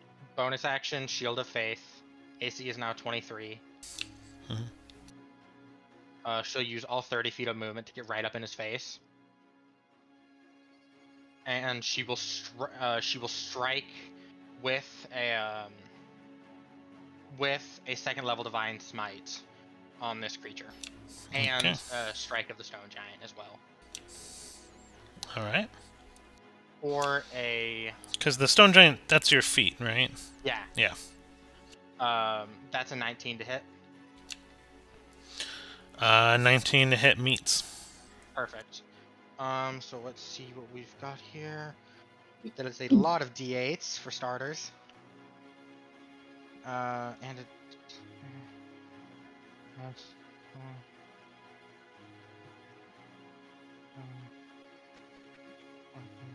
Okay, so, and then... Okay. So that's 19 damage, and he's thrown 10 feet back if he cannot make a DC 15 strength save.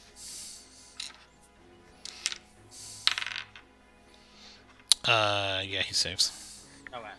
And then on top of that, I'll do another strike with no Strike of the Stone Giant because I can't anymore, but a first level Divine Smite. You can do 2 smites in 1 turn? Oh yeah. You can smite on every attack if you want to. Doesn't it consume... Oh, but it's not a spell, but it does consume a slot, though, doesn't it? A spell slot, yeah, but it's not a spell. Okay. I will allow it. Never mind changing that to a second level because that's a nat 20 and I'm allowed to.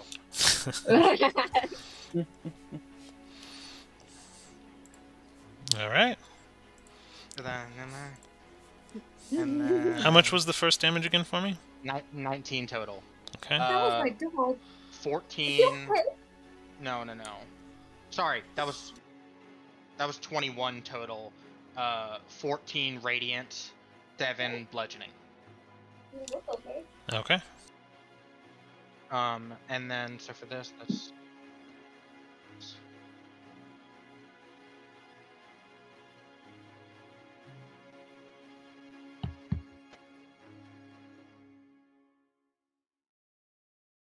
28 radiant, 6 bludgeoning for 34 points of damage on the second strike.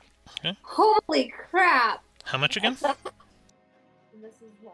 Wait, sorry, I did all my math wrong. I didn't even include the flat modifier. Which makes it even more. So for the first one, it's not 21, it's 32. Mm-hmm. Holy smokes. And for the second one, it's not 34, it's 45. Yeah. You know, I could be really mean and remind you that you can't actually roll a nat 20. Yes, I can. With a -1? With a -1. Fair. Oh, I mean, that's fine. Well, no, Ooh. because you said it doesn't. Because no, the dice result does not get minus. You said our modifiers get minus. So technically, Yeah, dice roll doesn't count. I know. I'm just teasing you. You're fine. I was gonna allow it anyway. I'm literally just fucking with you. So that's a grand total of 77 points of damage. Okay. Holy crap! What? And what were the damage types again? We have piercing, bludgeoning, radiant, necrotic. Oh, the character type that I Uh, always plays is basically Wolverine. Yeah. Wolverine, but as a cow person. A 7-foot tall cow person. oh my god, my numlock stopped working again. I was trying to type numbers and it just deleted them. I'm like, no, my math. No. Okay, that was a good hit. Mm. That was a really good hit.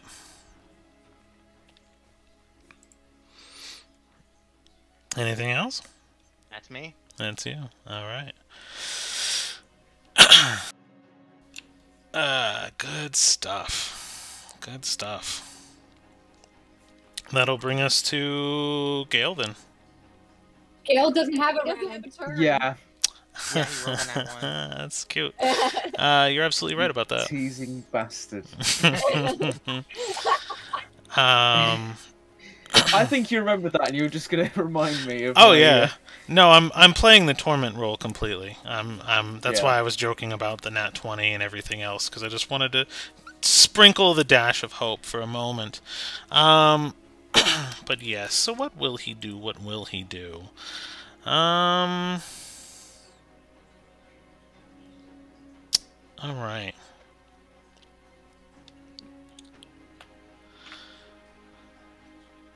Perfect.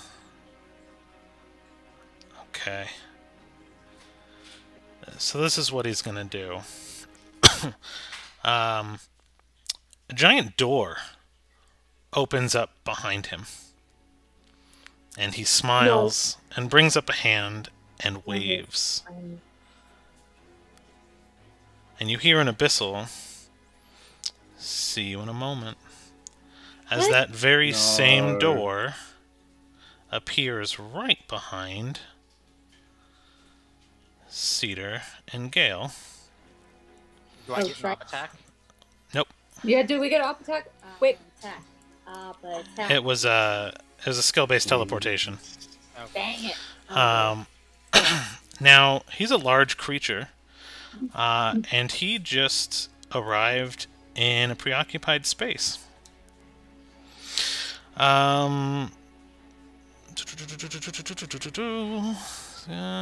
So that means...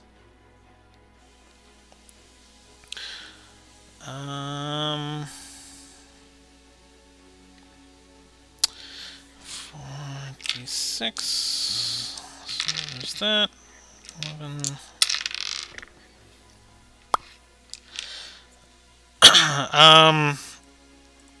Both Gale and Cedar will take 22 damage. Well, okay, wait. Not necessarily, because if you look at the rules for all the abilities you can get as a player, that say when you start your turn in occupied space, you take damage. Oh, he took damage. Okay. But what he... So this is a spell. So Okay, I gotcha. what he did is he teleported himself to a preoccupied space, and because you guys can't exist in the same space, you basically explode in a ball of force outward from each other. So he took damage as well. Oh, wow. You're down. 22, right? 22. Oh no. Gale is bloody. Shrike is down. And Good once luck, guys. and let me see here, because he has a passive teleport as well, but he's not going to use it. He's going to stay here. And that'll be his turn. So that'll go to Shrike. That means Kittis is up. I am dead. Yeah, you. So Well, not let's dead, see. Nine.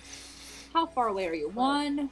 I can't see these. Okay, 1, 2, 3, 4. So you're only 4. Yeah, you're close enough. I can run. Da da da da da da. I am. Do not question me. So let's see. Okay, Rain, I do have a question. So the metallic dragon, do I have limit to how many times I can use the cure? Once. Once. You could use it more if you had spell slots, but I'm high rating. Yeah. Does that mean I get a bonus too? no. No. And second question: if I do the spell, I can still do an attack, right? No. Nope, No. it's your action. Let's do the spell. So, but I have 2 attacks per action. So I Doesn't can either matter. do. If you were Doesn't matter? taking an attack, you get a second attack as an addition Yeah. to that action. But if you're trading doesn't- out your action for a spell, that doesn't mean you get an Okay. attack. Yeah. Yeah. 2 attacks Well, I wanna consume attack. 1 action, but 1 spell consumes 1 action. Mm-hmm. Yeah, it's like a continued motion. Like if you were to like slash and then like use that inert energy to like spin around and slash again. Okay, so I'm just gonna attack. Sorry, guys. No worries. Let's see. So that's 16. Doesn't hit, I'm assuming, because it's 19, right? Minecraft chicken bomb. Okay. So then, I hate having the -1. So it's 12 plus 7 minus 1.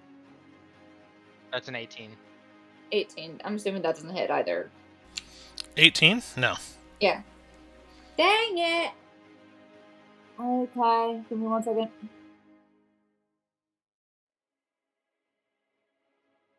Okay, I'm just going to teleport to the others, to like over here, beside Gale. Make sure I'm right beside Gale.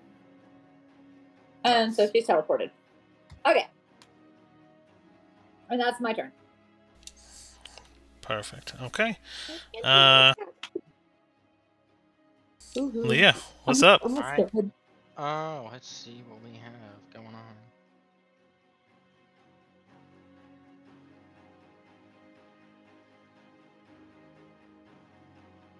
Mm. Alright. I'm gonna run up straight here with my full movement. And I'm gonna strike again. With Whack-a-mole. a 1st level Divine Smite and a Strike of the Stone Giant.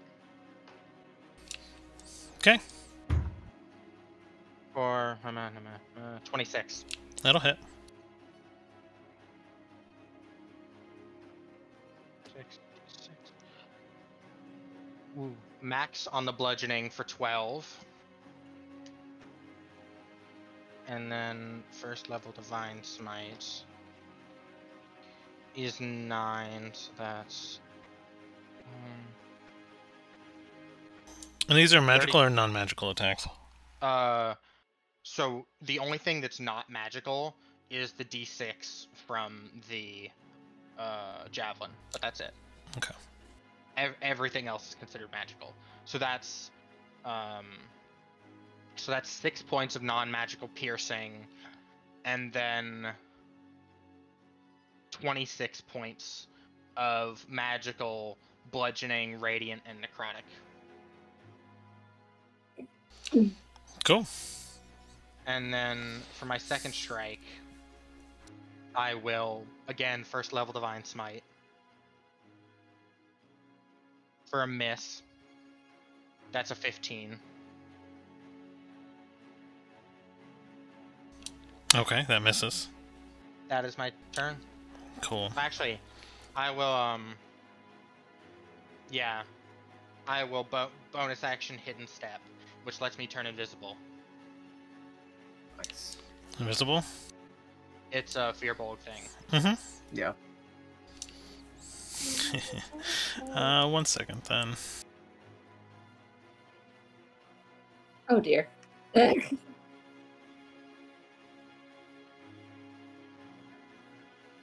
Actually, I'm not gonna do that. That's fine. So he is going to take a legendary action in between turns as a reaction. He's going to strike you. Okay. With a longsword, single longsword attack. All right. He has true sight, so he would have been able to do it regardless if you were invisible or not. That's fine. Yay! This is probably the strongest creature you guys have fought in so far. Oh, without question. Oh, Yeah. most certainly. Yeah, getting that vibe. Oh, within 5 feet of me. You're not within 5 feet. Dang it. Oh man, I'm getting such good rolls. General's longsword. So that's 28 to hit. Miss. Wait, 28? 28. Oh, hit. Yeah, I thought you said 20. Also, with my sentinel, does that mean even though it's a reaction, can I still hit him? You can still strike, yeah. Because the sentinel, you're attacking someone else. Technically, yeah. Yep. So let's see. I have to roll. And, well, no. They're unconscious, so you don't get advantage, so it's straight. Yeah. For now. Never mind. I don't hit. So he takes a strike with his longsword, and as he kind of slashes, he cuts through. It chinks off your armor, but in the same motion, he hits you across the face with the hilt of it, and it's almost like taking the full force of the slash as your cheek fractures in a crystalline prism. It's almost like your face was made of stone in that very moment, as a porcelain doll cracking kind of design spreads out the cheek, and you take 12 damage. Okay. Slashing, for what it's worth. And that's his reaction. Okay. And was that your turn? That was his turn. Or, no, yeah, that is my turn. Okay. And so that'll be Gale. Oh, do I get a turn now? Yes. Amazing! No, you got the -1 on your dice, so that means you don't get it. You get a -1 turn. No, I'm kidding. I don't get to roll ever. Okay. Just having a look at the battlefield. Gale's hurting really bad, so he's going to shift back. Using his movement. Do you Does disengage? that give an op attack? Well, no, he just burned his... The guy just... No, he burned a legendary action, not a reaction. Yep, so he'd get an opportunity That's what I'm attack. like. If you disengage, he would. I need to use my action. I want to use my action. Actually, no, I'm going to stay in the same spot. I'm going to start off by bonus action casting Healing Word on Shrike. And that's going to be at 2nd level. Cast that. That's 2d4s plus 6. That is going to be a total of 7 plus 6. 11 points of healing for Shrike. Oh no, sorry, 13 points of healing for Shrike. And then because I've got Blessed Healer, I also regain hit points there. Because it's a spell above 1st level, I get 2 plus the spell's level back in hit points. So that brings me back up to a decent level there. For my main action, obviously Shrike's pretty badly hurt. How is everybody else looking right now? I'm at about half. You're about half there, okay. I'm still pretty stable. I'm stable. I'm good. Okay, that's all good then. Because what I'm going to do, I'm going to use my action, burn one of my Charm Divinities, preserve life. Now, what I'm thinking is I've got 35 hit points that I can bestow upon us. So I'm probably going to give... Don't give it to me. I have 35 points of lay on hands. I can burn an action and give myself that. Okie dokie, because what I'm thinking is give the lion's share to Shrike.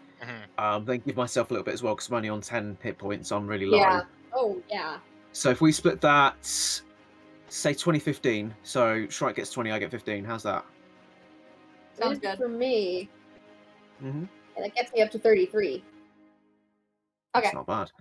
Yeah, from 0 to 33. Hey, I'm good with that. Awesome stuff. So I'm now back up to 25 hit points there, which is great. Because I've used an action and my bonus action, that's all I can do this turn. So that is my turn, yeah. Okay.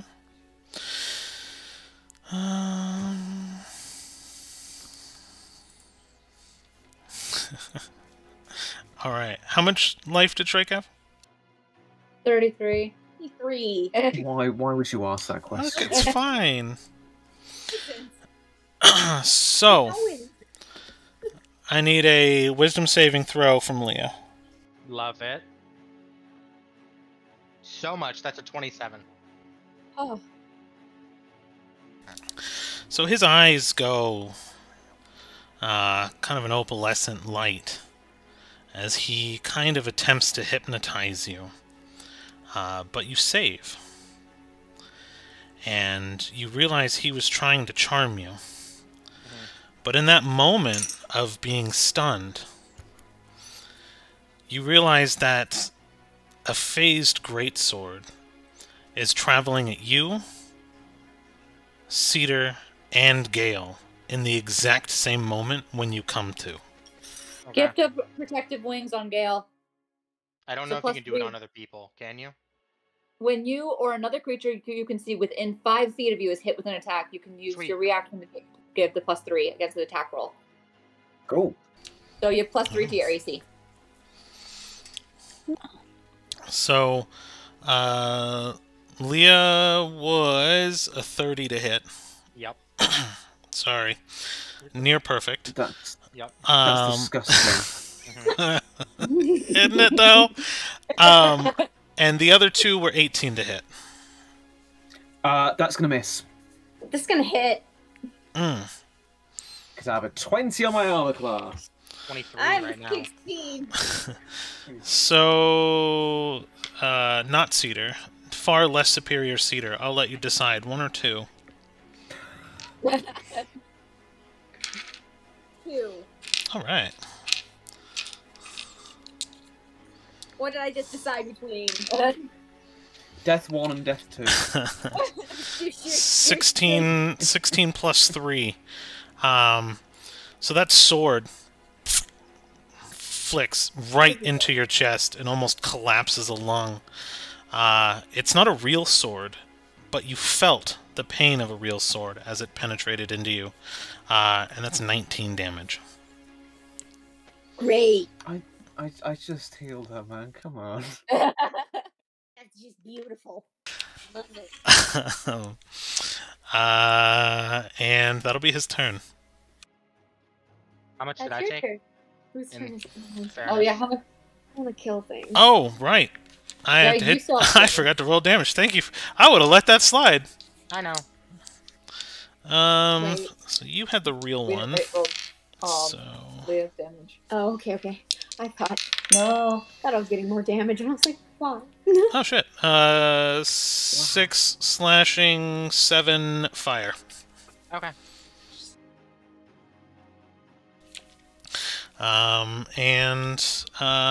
Strike.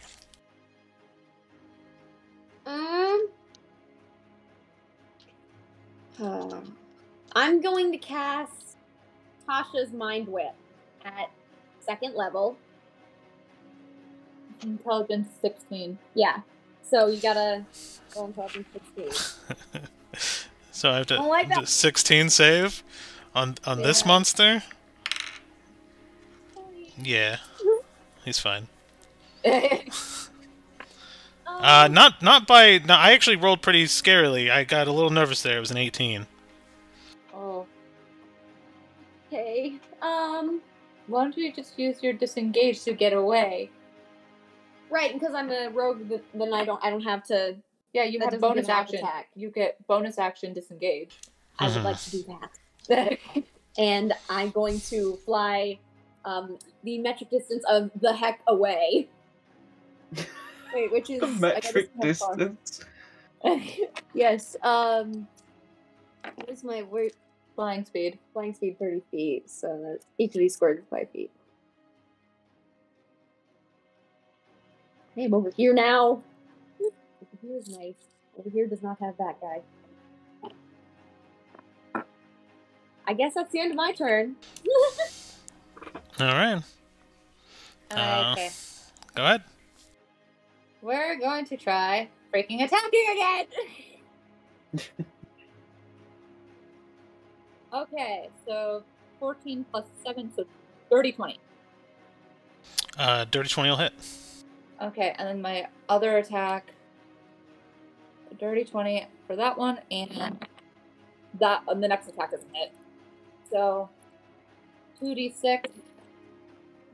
That's 9 plus 4, so 13 damage. Of what type? I'm assuming slashing.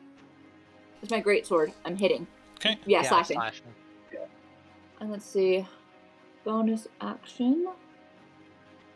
Just in case, I'm not going to teleport, but I'm going to give myself 1d10 healing with the second wind. Just 1d10 plus 7. yeah. Or no, wait. If it's plus 7, then never mind. I'm going to wait on that. I'm going to hold the rest of it. So yeah, nope, that is me. Okay. So then, with my turn, I will, staying within engagement range the whole time, move to flank with Gale. Okay. And then I will take 2 strikes. Fire away. So there's only one strike in here. First strike is a 21. And sorry, I should have stated that does have... Oh, it's probably too late, but that does at least have Strike of the Stone Giant on it. I figured. It's your first attack of the roll. And you said what again? 21? Yeah. Okay. And can I put a first level Divine Smite on that, or is it too late? You usually have to declare kind of beforehand, but go ahead. Okay. How many more of those you got? 2. I have 7 spell slots total. That's what I was wondering. Well, sorry, 3, because I still have 1 more second level as well. Yep.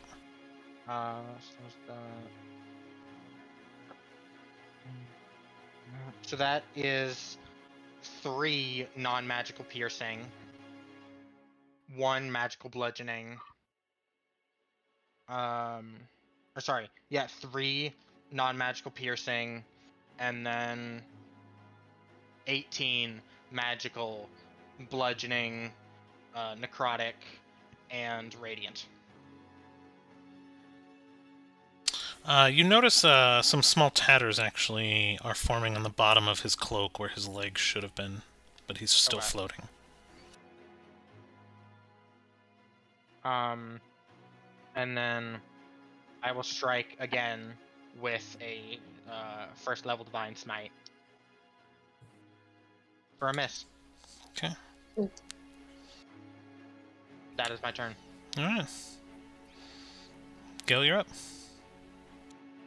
Okay, I'm going to start off by using an action and casting Spirit Guardians around myself, which I don't believe takes effect until... No, when he starts his turn in it, or it's when he starts his turn, or or he enters it. So technically, this is him entering it. Oh, cool. So well, that's up to the DM, but That's kind of how it is. I mean, you put it on him, right? yeah. Mm-hmm. Yeah, no. So I'm going to need you to make me a Wisdom saving throw. Por favor. My weakest attribute. Right, 28. Come on, man. Yeah. Okay, so that succeeds. So you're going to take half of 3d8's worth of necrotic radiant damage. Sorry. Okay. So that is 9.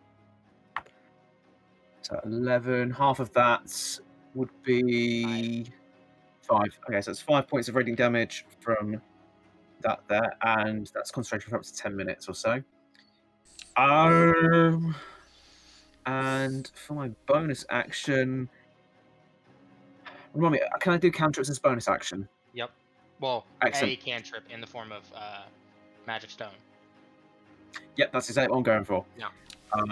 As I'm looking around, picking up some pebbles, and I'm just going to throw a fucking stone at this thing.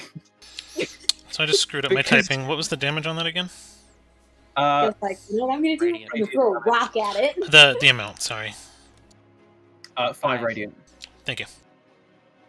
And that was on a failed save, so on a succeeded save, sorry. Okay. So that's a bit half on me.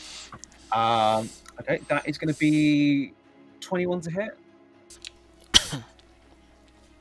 21 will hit. Yes. Because I just throw a fucking rock at it, and that is 9 points of bludgeoning damage. 9. Okay.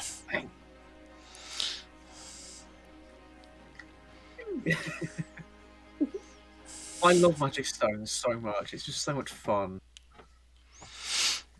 This person's annoying me. Throw a rock at it. It's a good thing Gail doesn't live in a glass house. Because people in glass houses shouldn't throw stones. Not to mention, Cedar would not be able to navigate said house. All right. Bonking into the wall. Oh, sorry, I thought best one would drink them. I actually had a pigeon fly into a window when I was taking an exam. The noise was deafening. Yeah. And it's just an imprint on the glass. It was kind of funny, but also kind of concerning.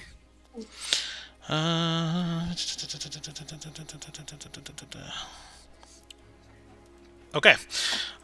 So this is going to be kind of fun. The way I built this, it's still kind of within the rules here. So let's see if this works. Shrike, make me a wisdom saving throw. Just 11, -1. 16. Beautiful. So you catch the eyes and the gaze. However, this gaze was actually enhanced with a series of altered memories. What did you just do? Oh no. You Modified memory. remember walking into the room before everybody else and making a deal. And that deal is that you will go home if you help kill your friends. And you remember agreeing to this deal, a handshake of Death March with this giant fiend creature, and receiving a bag of 10,000 gold's worth of jewels. And he spent the next hour petting your ego, telling you how much stronger than you are, than all of your friends. Especially that strange little Kittis, who you remember for a couple hours before walking into this room, arguing with non-stop, to a point where you've hated her more than you've ever hated her. And that's your memories for the last 8 hours. So do with that what you will. Because It's your turn no, I'm hold on. I get a gaze and an attack. Oh.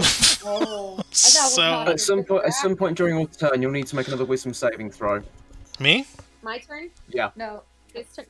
Your turn. My because turn. of the Spirit Okay. Guardians. Yeah. Oh yeah, no, it's all good. Because he, as he turned his head towards Shrike, will lift his arm and slash right across your face. My face? Nope, Whose face? Gale's Who's face. say? Will he now? What do you now? For 25 to hit. Yeah, he will. Perfect. 1 or 2. 1. Perfect. I don't like that.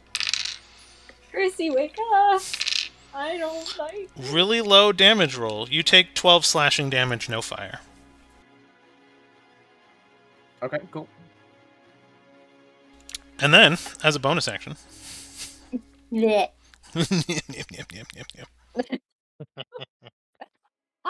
What was that? to sell the memory, he'll teleport right next to Shrike. Just try to get away. Okay. Remember, you're part of the deal. He says in Abyssal, but You seem to understand. You seem to understand the intent.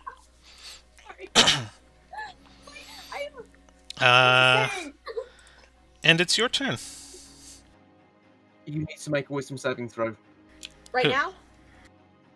now? Not you, Shrike. The No, he's out monster of will. it. I teleported out. No, but you still started your turn within range. Oh, you're right. true. That's true. I actually know Holy this. shit! I probably failed my save. What was your roll? With the only roll aside from one that I could fail a save with. So that would be 14. 14 just fails. And that's going to be 3d8 full worth of radiant damage. Okay, not a bad start. And that's going to be 15 points of radiant damage. Right up your ass. That hurt the pride more than anything else. 15 points? Yes, it did. Yes. He's getting there. He's getting there. Alright. So Shrike, it's your turn. Go ahead. Play your character. I was to you. I was literally bite your hand. I like being annoying. This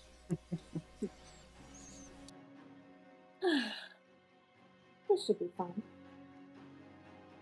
And then I would like to cast Firebolt at Kittis.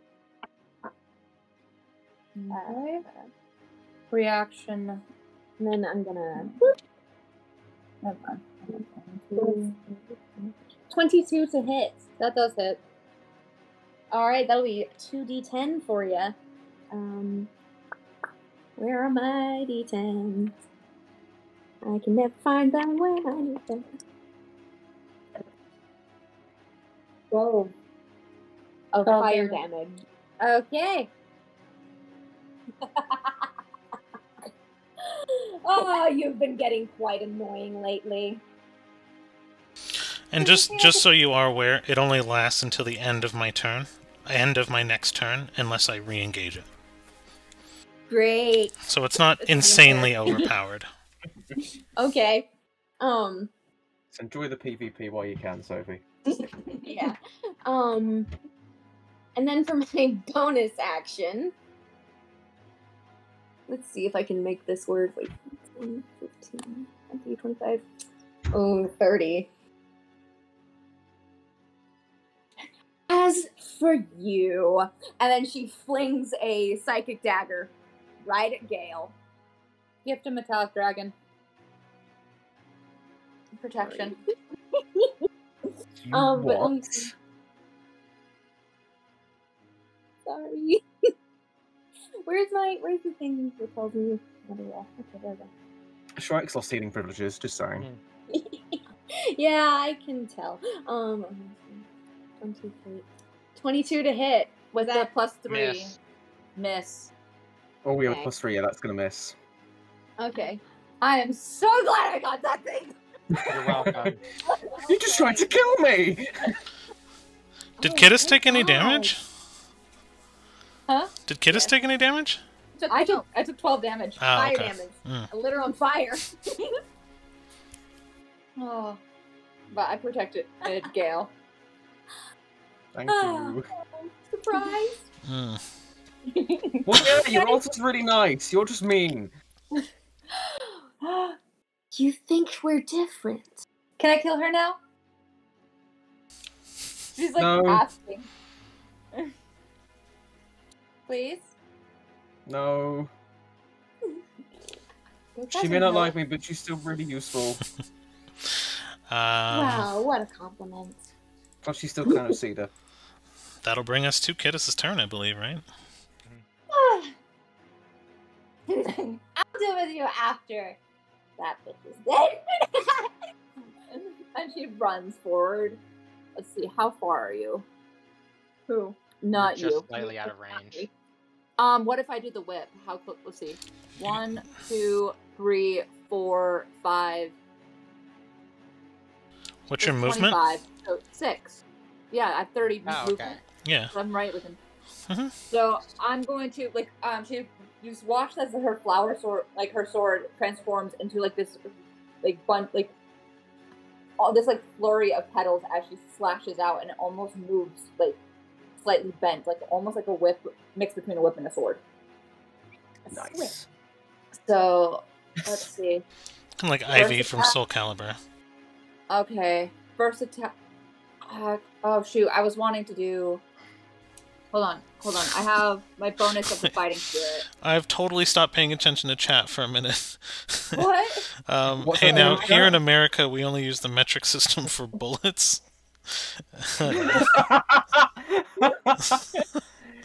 Also, you're a bonus action. Yeah. My current turn. That is a top tier insult. I have to use yes. that. Okay, I so- I appreciate the comments today, Chaotic. You rock. So, and then fighting. So bonus action, fighting spirit. So it gives me advantage on a weapon attack rolls. So on all of them for your turn. for all of them for my turn. Uh-huh.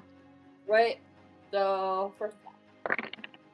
That's +9. So that's over 20. So first attack's over 20, so that hits, right? Yeah. 13 Yeah. +9. Mhm. Yeah. And then second attack does not hit. So that's like 14.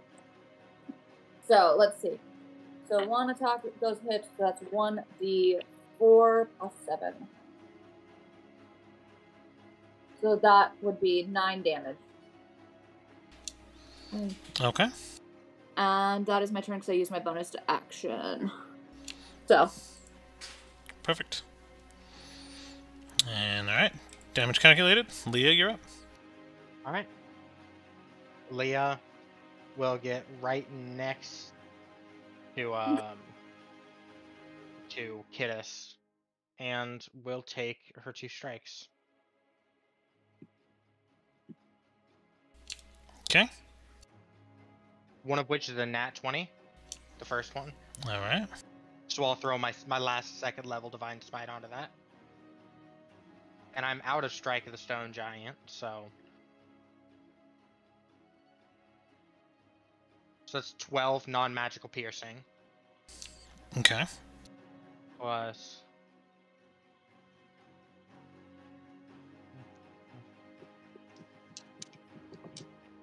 16 radiant, plus 11 plus 6 magical bludgeoning, and 5 magical necrotic. So that's what, 27, 39 damage. Got it.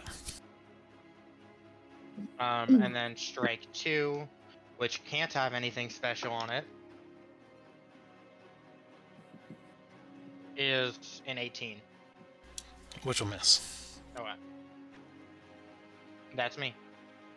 Okay.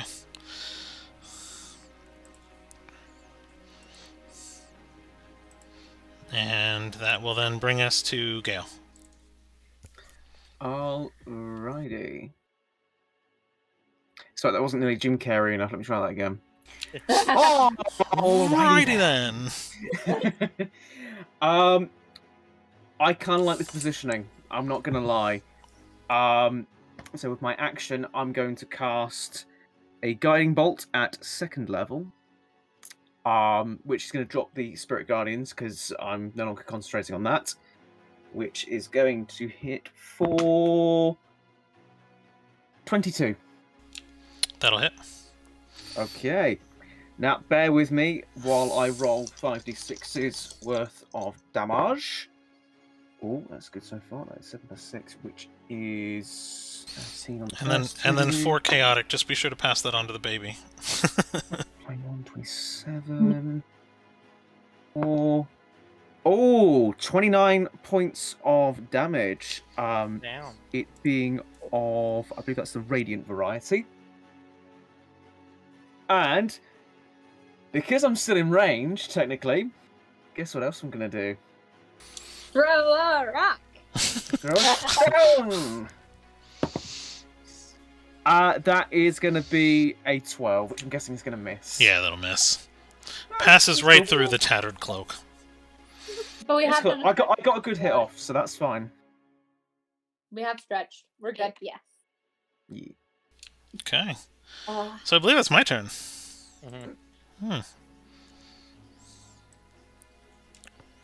Come on. Boop. Bonus action teleport behind you for a fun reason.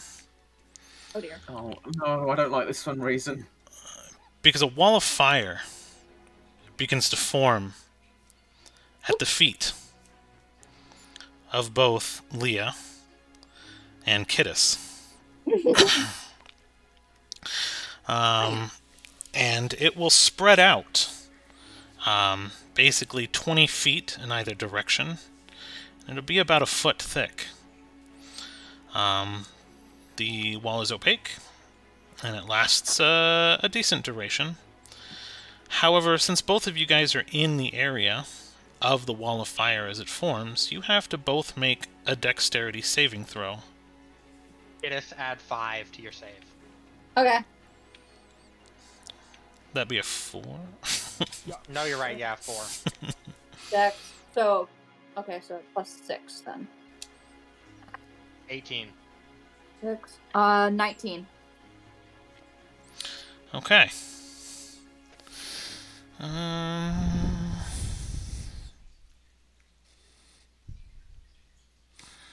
And that ends the turn 10 feet.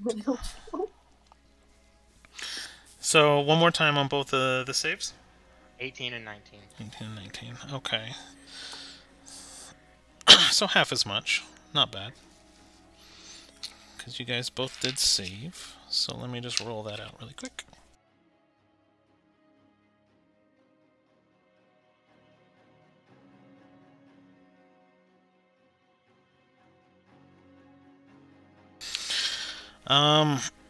One side of the wall selected by you when you cast the spell. Each creature that ends its turn within 10 feet of the side of the wall, inside the wall. So you guys are inside the wall. You guys both got your save, but on even with a successful save, it is half of 6, so 14 damage each. Okay. Of fire.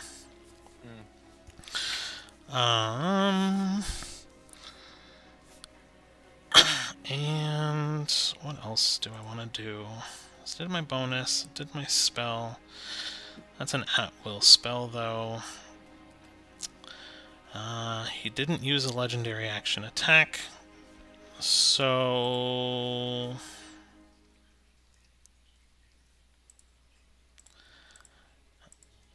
Perfect.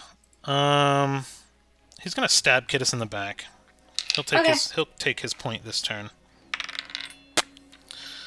With my reaction or not. A 23 to hit. Yeah, that hits. Since we're going with fire, I will just do option 2 for the lulls. Okay, whatever. 13 slashing damage, 5 fire. Okay. On top of the 14 that you just took from being inside the wall of fire, that you dex save out of. Yep.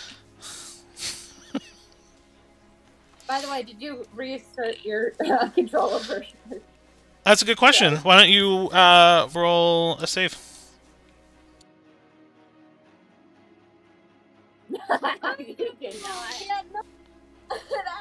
Yeah, it's just not gonna happen. Add 4 to it, if it helps. No. It doesn't. It was actually rolled 3. So you're still feeling the, you still can't really see through the veil of memories that was created. You're still bought off. And it's your turn. Okay. Careful. I'm working on it.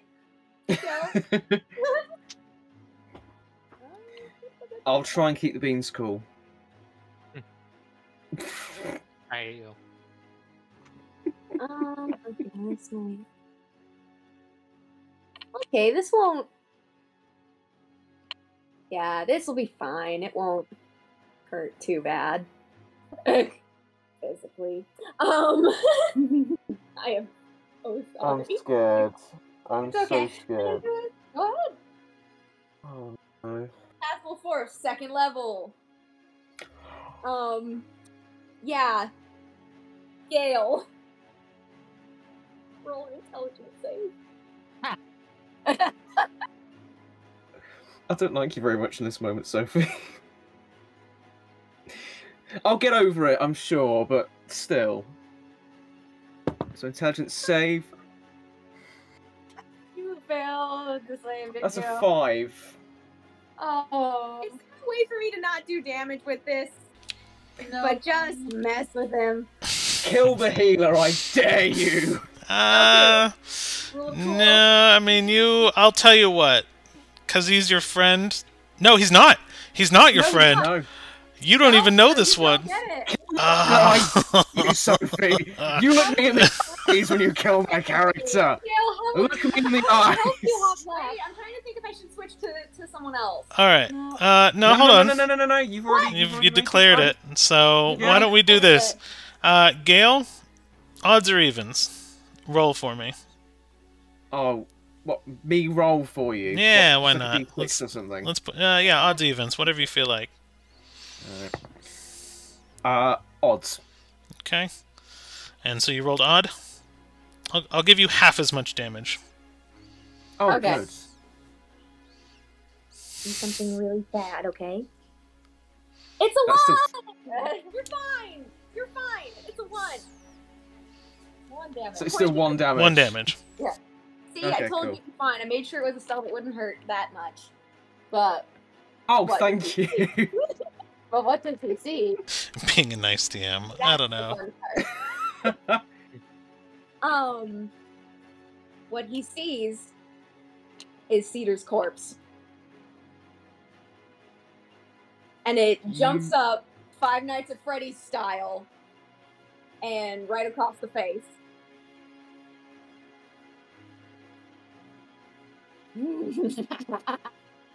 This is that head shake. That head shake of disapproval. I hope you're proud of yourself. A little, but also just a little nervous as well. Well, Gale's traumatized again. Great. Well, It's only the third time this That's like session. her. oh wait, no, I still have a bonus action. Yeah. I still I know, have that's a what I'm like. bonus action. Be kind and actually kill him this time, please. I'm not gonna kill him. I am going to throw a mind knife at Leah. Okay. Where'd they go? Where are my knives? There we go. Don't fall. Oh, you're fine. Okay. It's not gonna hit. Like there is literally no way in this earth it would hit. All right, my turn. Yeah. I teleport. I teleport. So bam, right here. Okay, sounds good. So then I take my 2 actions with my flower sword. And let's see. Roll for You're attack. flanking, so you have advantage. I do have advantage. Yay! I love getting flanking advantage. Okay. So I rolled an 18 plus 9. So that hits. Mm-hmm. And the next one is, so that is, let's see, plus 9. That's a dirty 20. Yeah, so it'll hit. So then 2d4. Okay, that's a 1. 4. So that's 5 plus 14, 19 damage. Okay. The 7 doesn't double. Yeah. I didn't roll a natural 20. Oh, right, true, yeah, sorry. So it's Okay. 2 attacks, so each Yeah. of them would get. Oh, Yeah. yeah. So yeah, so 19 damage. And I already used my bonus action, and so we are good. That is my turn. I got the damage. Thank you. Leah, you're up. Action all 35 points of lay on hands into myself. That's me. Are you still in the fire? You're still in the fire. Right, yes I am, thank you. Forgot about the fire for a second. I You're will still burning. move We didn't start the fire. there. Okay. Because we did. Little boy in the corner there. Okay. And that'll be your turn? Mhm. Okay. Gale? Okie dokie. Same thing as last time. So it's a first level guiding bolt. Straight at that bad guy. Right there. That is going to be +7. Dirty 20. I'm guessing isn't going to hit. Dirty 20 does hit. 20 It's hits. 19, right? Oh! Mhm. Fucking shit, it does! More damage. So that's just 4d6s this time. It's not as bad as it was Mhm. last time. So that is 2 1s on the start. That's not good. Okay, that's not as bad. So that is 13 points of radiant damage once again. Okay. And for my bonus action, it is once again time to throw stone. With a 17. Which is going to miss, I'm guessing. No hit. Yeah, that's fair enough.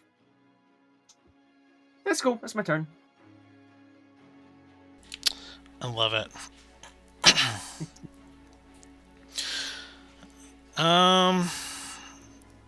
So he did meet the threshold.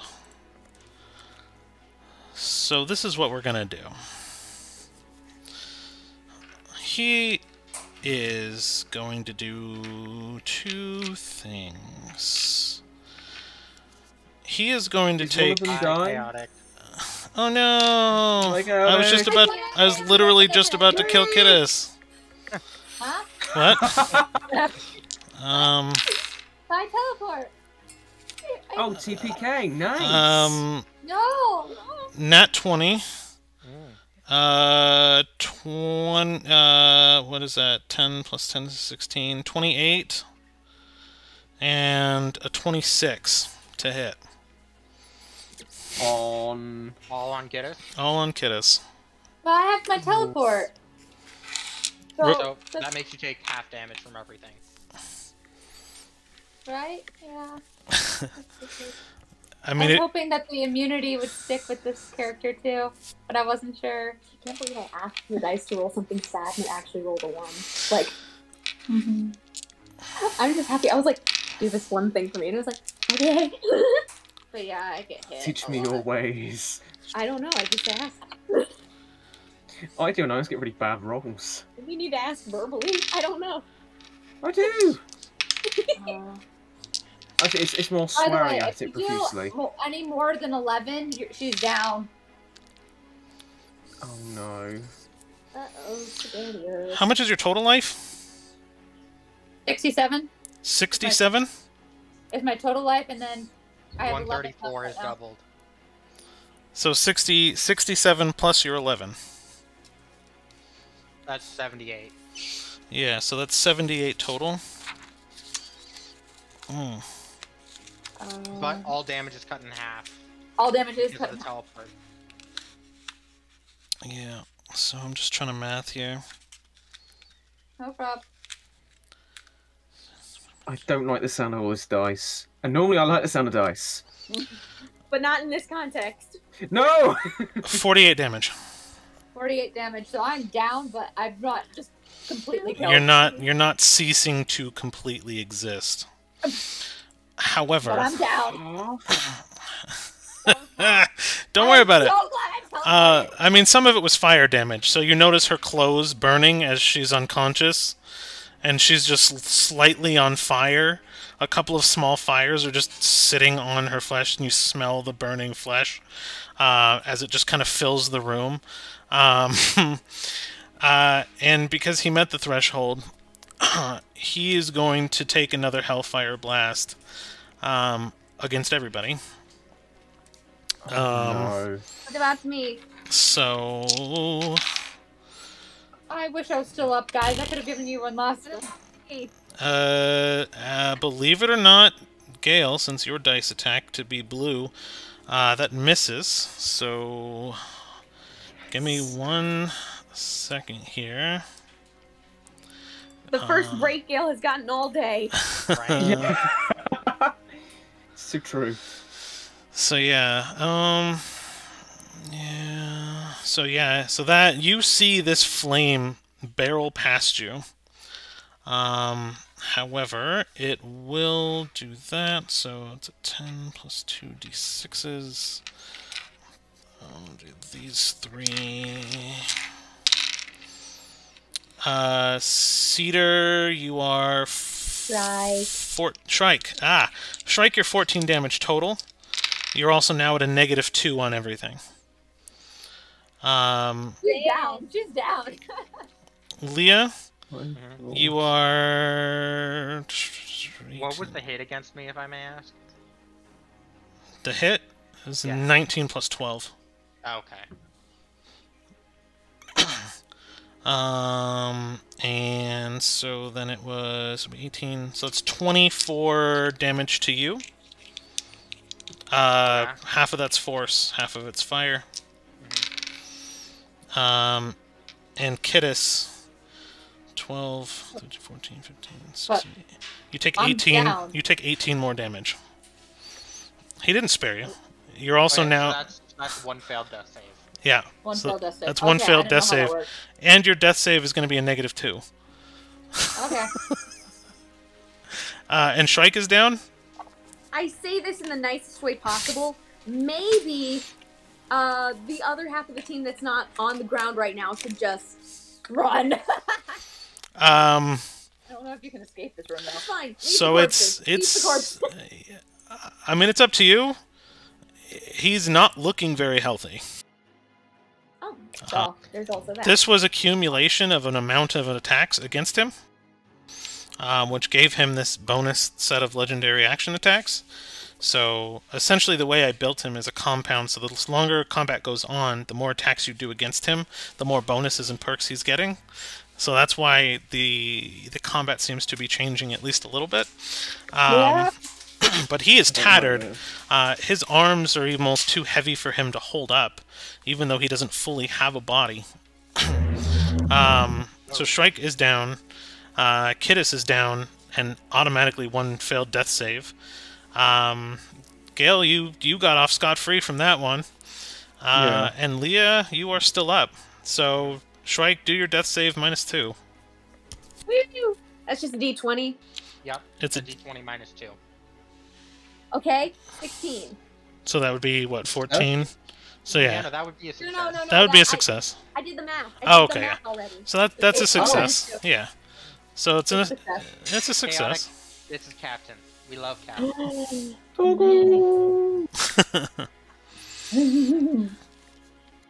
Oh. Kittis, roll your death save. Okay. So death save -2. That is super fail because that with the -2 is a 7. All right, you have now 2 death boxes, Bye. Oh! No. and Leah, you're up. All right. She doesn't get her Yippee, date. gotta move now. We love you. All right. Leah will take 2 strikes against this creature. Okay, so we're Okay. staying and bringing it down. Gotcha. Yeah. So with my now -2, that is a 23 to hit. That'll still hit. Perfect. And then the damage on that is 12. 12, so Okay. 3 non-magical piercing, and then 9 magical piercing and necrotic. Okay. And then my second strike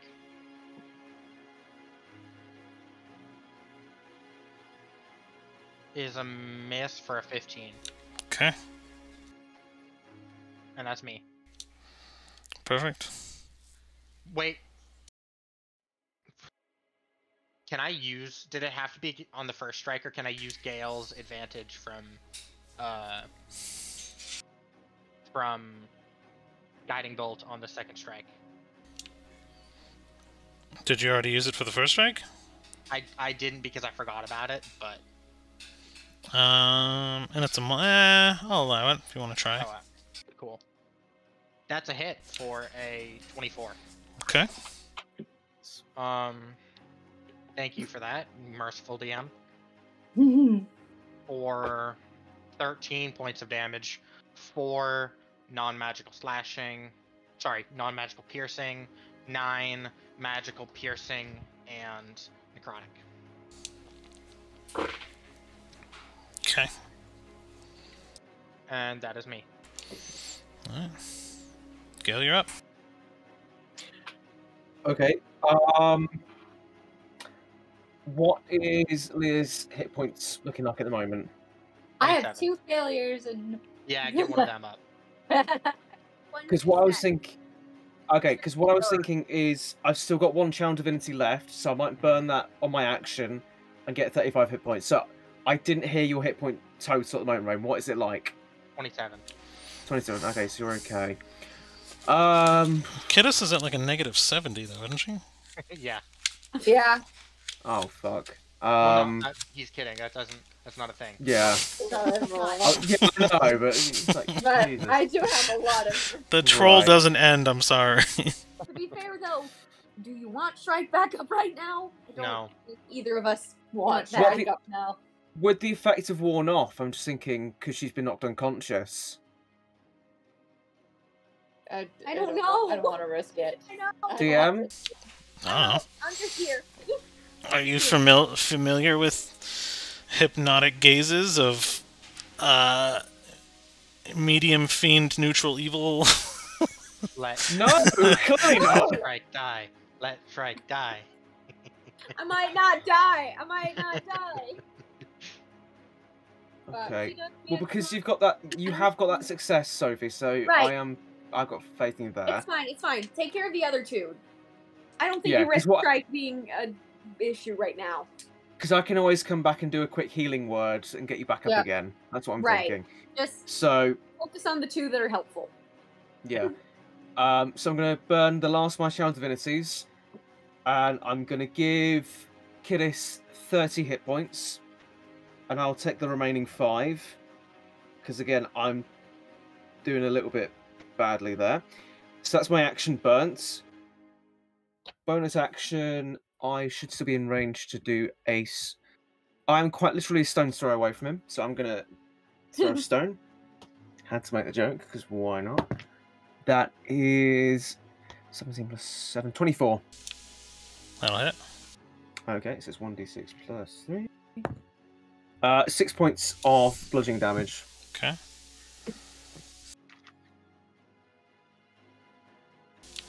And that's your turn? Yep. Okay.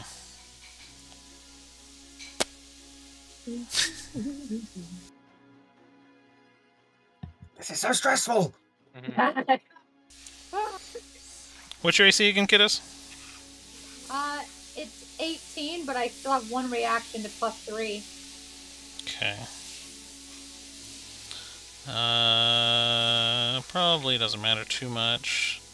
So there's one attack is 22, 28. There's another 28. Who hit, Yeah, that's who's not- the 22 against? Or are they all against Guinness? All against They're all Kiddos. against me. Oh, okay. Just gotta back up. Oh. He was mad because you took half damage.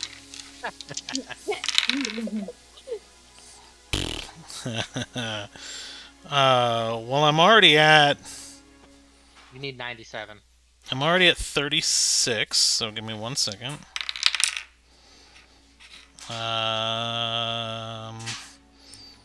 That's 40, 50, 63.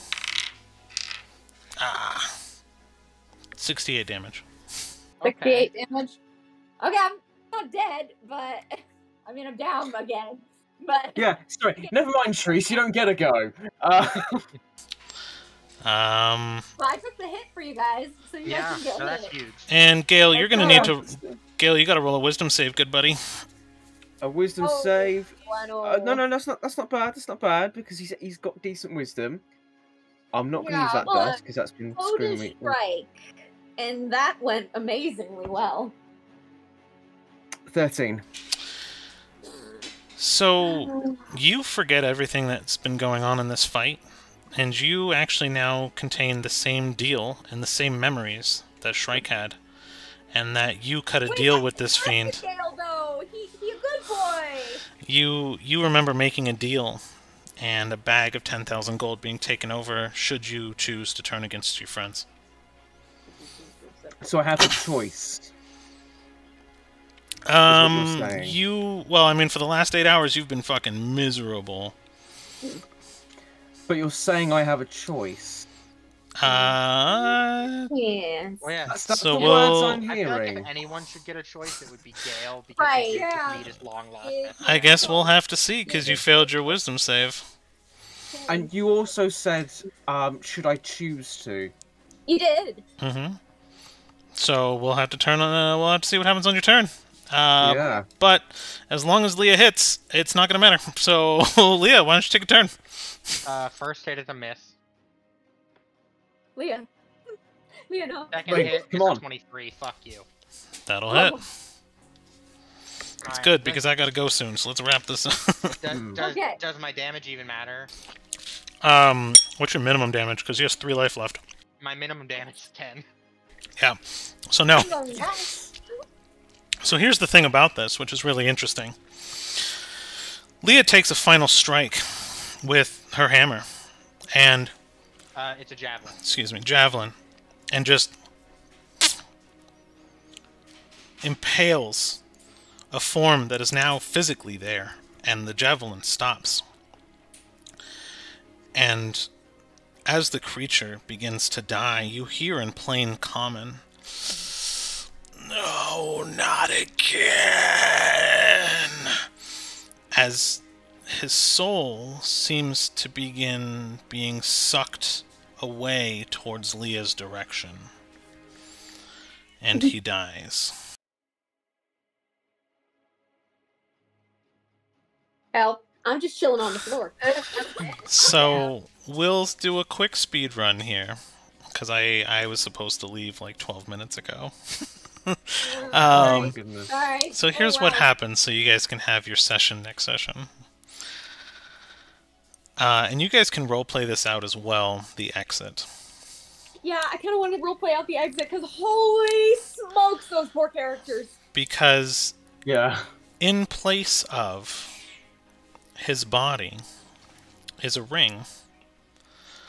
It's a ring of animal influence. But it's clearly glowing blue and magical.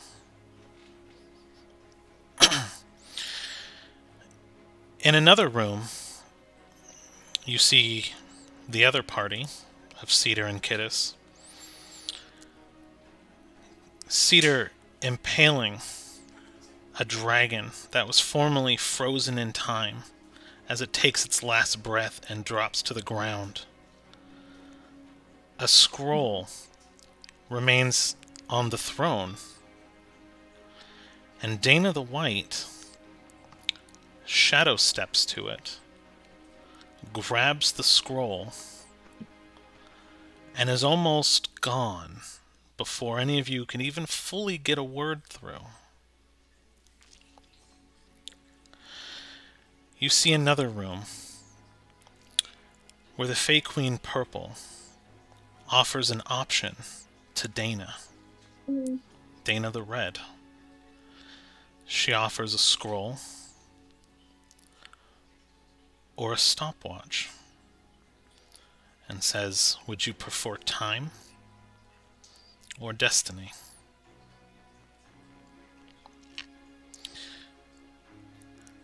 And that will be the time you need to craft or reattach the thing you were talking about. Yep. And so she will. I just rolled for it. She'll grab the stopwatch. So in this final moment, Dana chose friendship over saving her family. Cedar and Kittis kill a raging bull of celestial stars.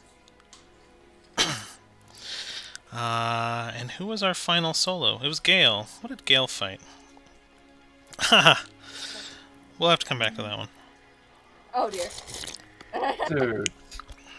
And then, just before, like, because I want to get this out in this session. Yeah. So after this fight, Leah's gonna walk up to Shrike. Am I conscious? Yeah. Kick- Can I be conscious for this? She's gonna kick her in the side to like wake her up. Yeah, you'll be awake. Oh, what in the nine hells just happened? And then she's gonna Another headache. kneel down, like squat down to Shrike. Use her put away the javelin, grab her by the throat with her right hand, and lift her up. And just in the most vile, vitriolic voice Gale has ever heard her use, she goes, "You do not touch my friend. You do not hurt the ones I love. And just so you remember it, if you ever meet any other versions of me, or me again," and she takes her left hand, grabs your face, rips out your right eye, and stomps on it. Ooh. Shrike is screaming. Ah, yes. Well, was that nice to get out of your system? Oh, you imbecilic brute. And to Hi. continue to roleplay the exit for you guys, so you guys can have something to talk about next session. The entire area around you will crumble as a blue flame scar opens up. It being your only way out, you all eventually will choose to jump in, and by cosmic destiny, return to Gem and the timelines that you were in. Right before stepping through the blue scar, Shrike, holding her eye, turns to Gale and goes, "Well, if I didn't achieve anything here, at least I put a few claw marks in that precious fresh snow of a soul you have." And then just hop through. Kittis, when she wakes up, she's just like, "Well, that was fun." Yeah. Love it. And Leah's gonna smile at this version of Kittis, go, "You know, I actually liked you. I left you a present on the other side. I think you'll get a kick out of it." In the Why'd you form leave of Cetus's, in the form of Shrike's new face. All right. She gives the Gale like a big hug, kind of like, "Bye, butterfly boy." Oh, ow, ribs. Thank you. Don't worry, you're gonna be fine. Just hop through. We kind of like backflips and And that'll be where we end it for now. So, we will see you guys all again soon. Chaotic, if you're still here, thank you for joining us, as well as anyone else. Thank you, everybody. And you Thanks, guys be good. everybody. Oh,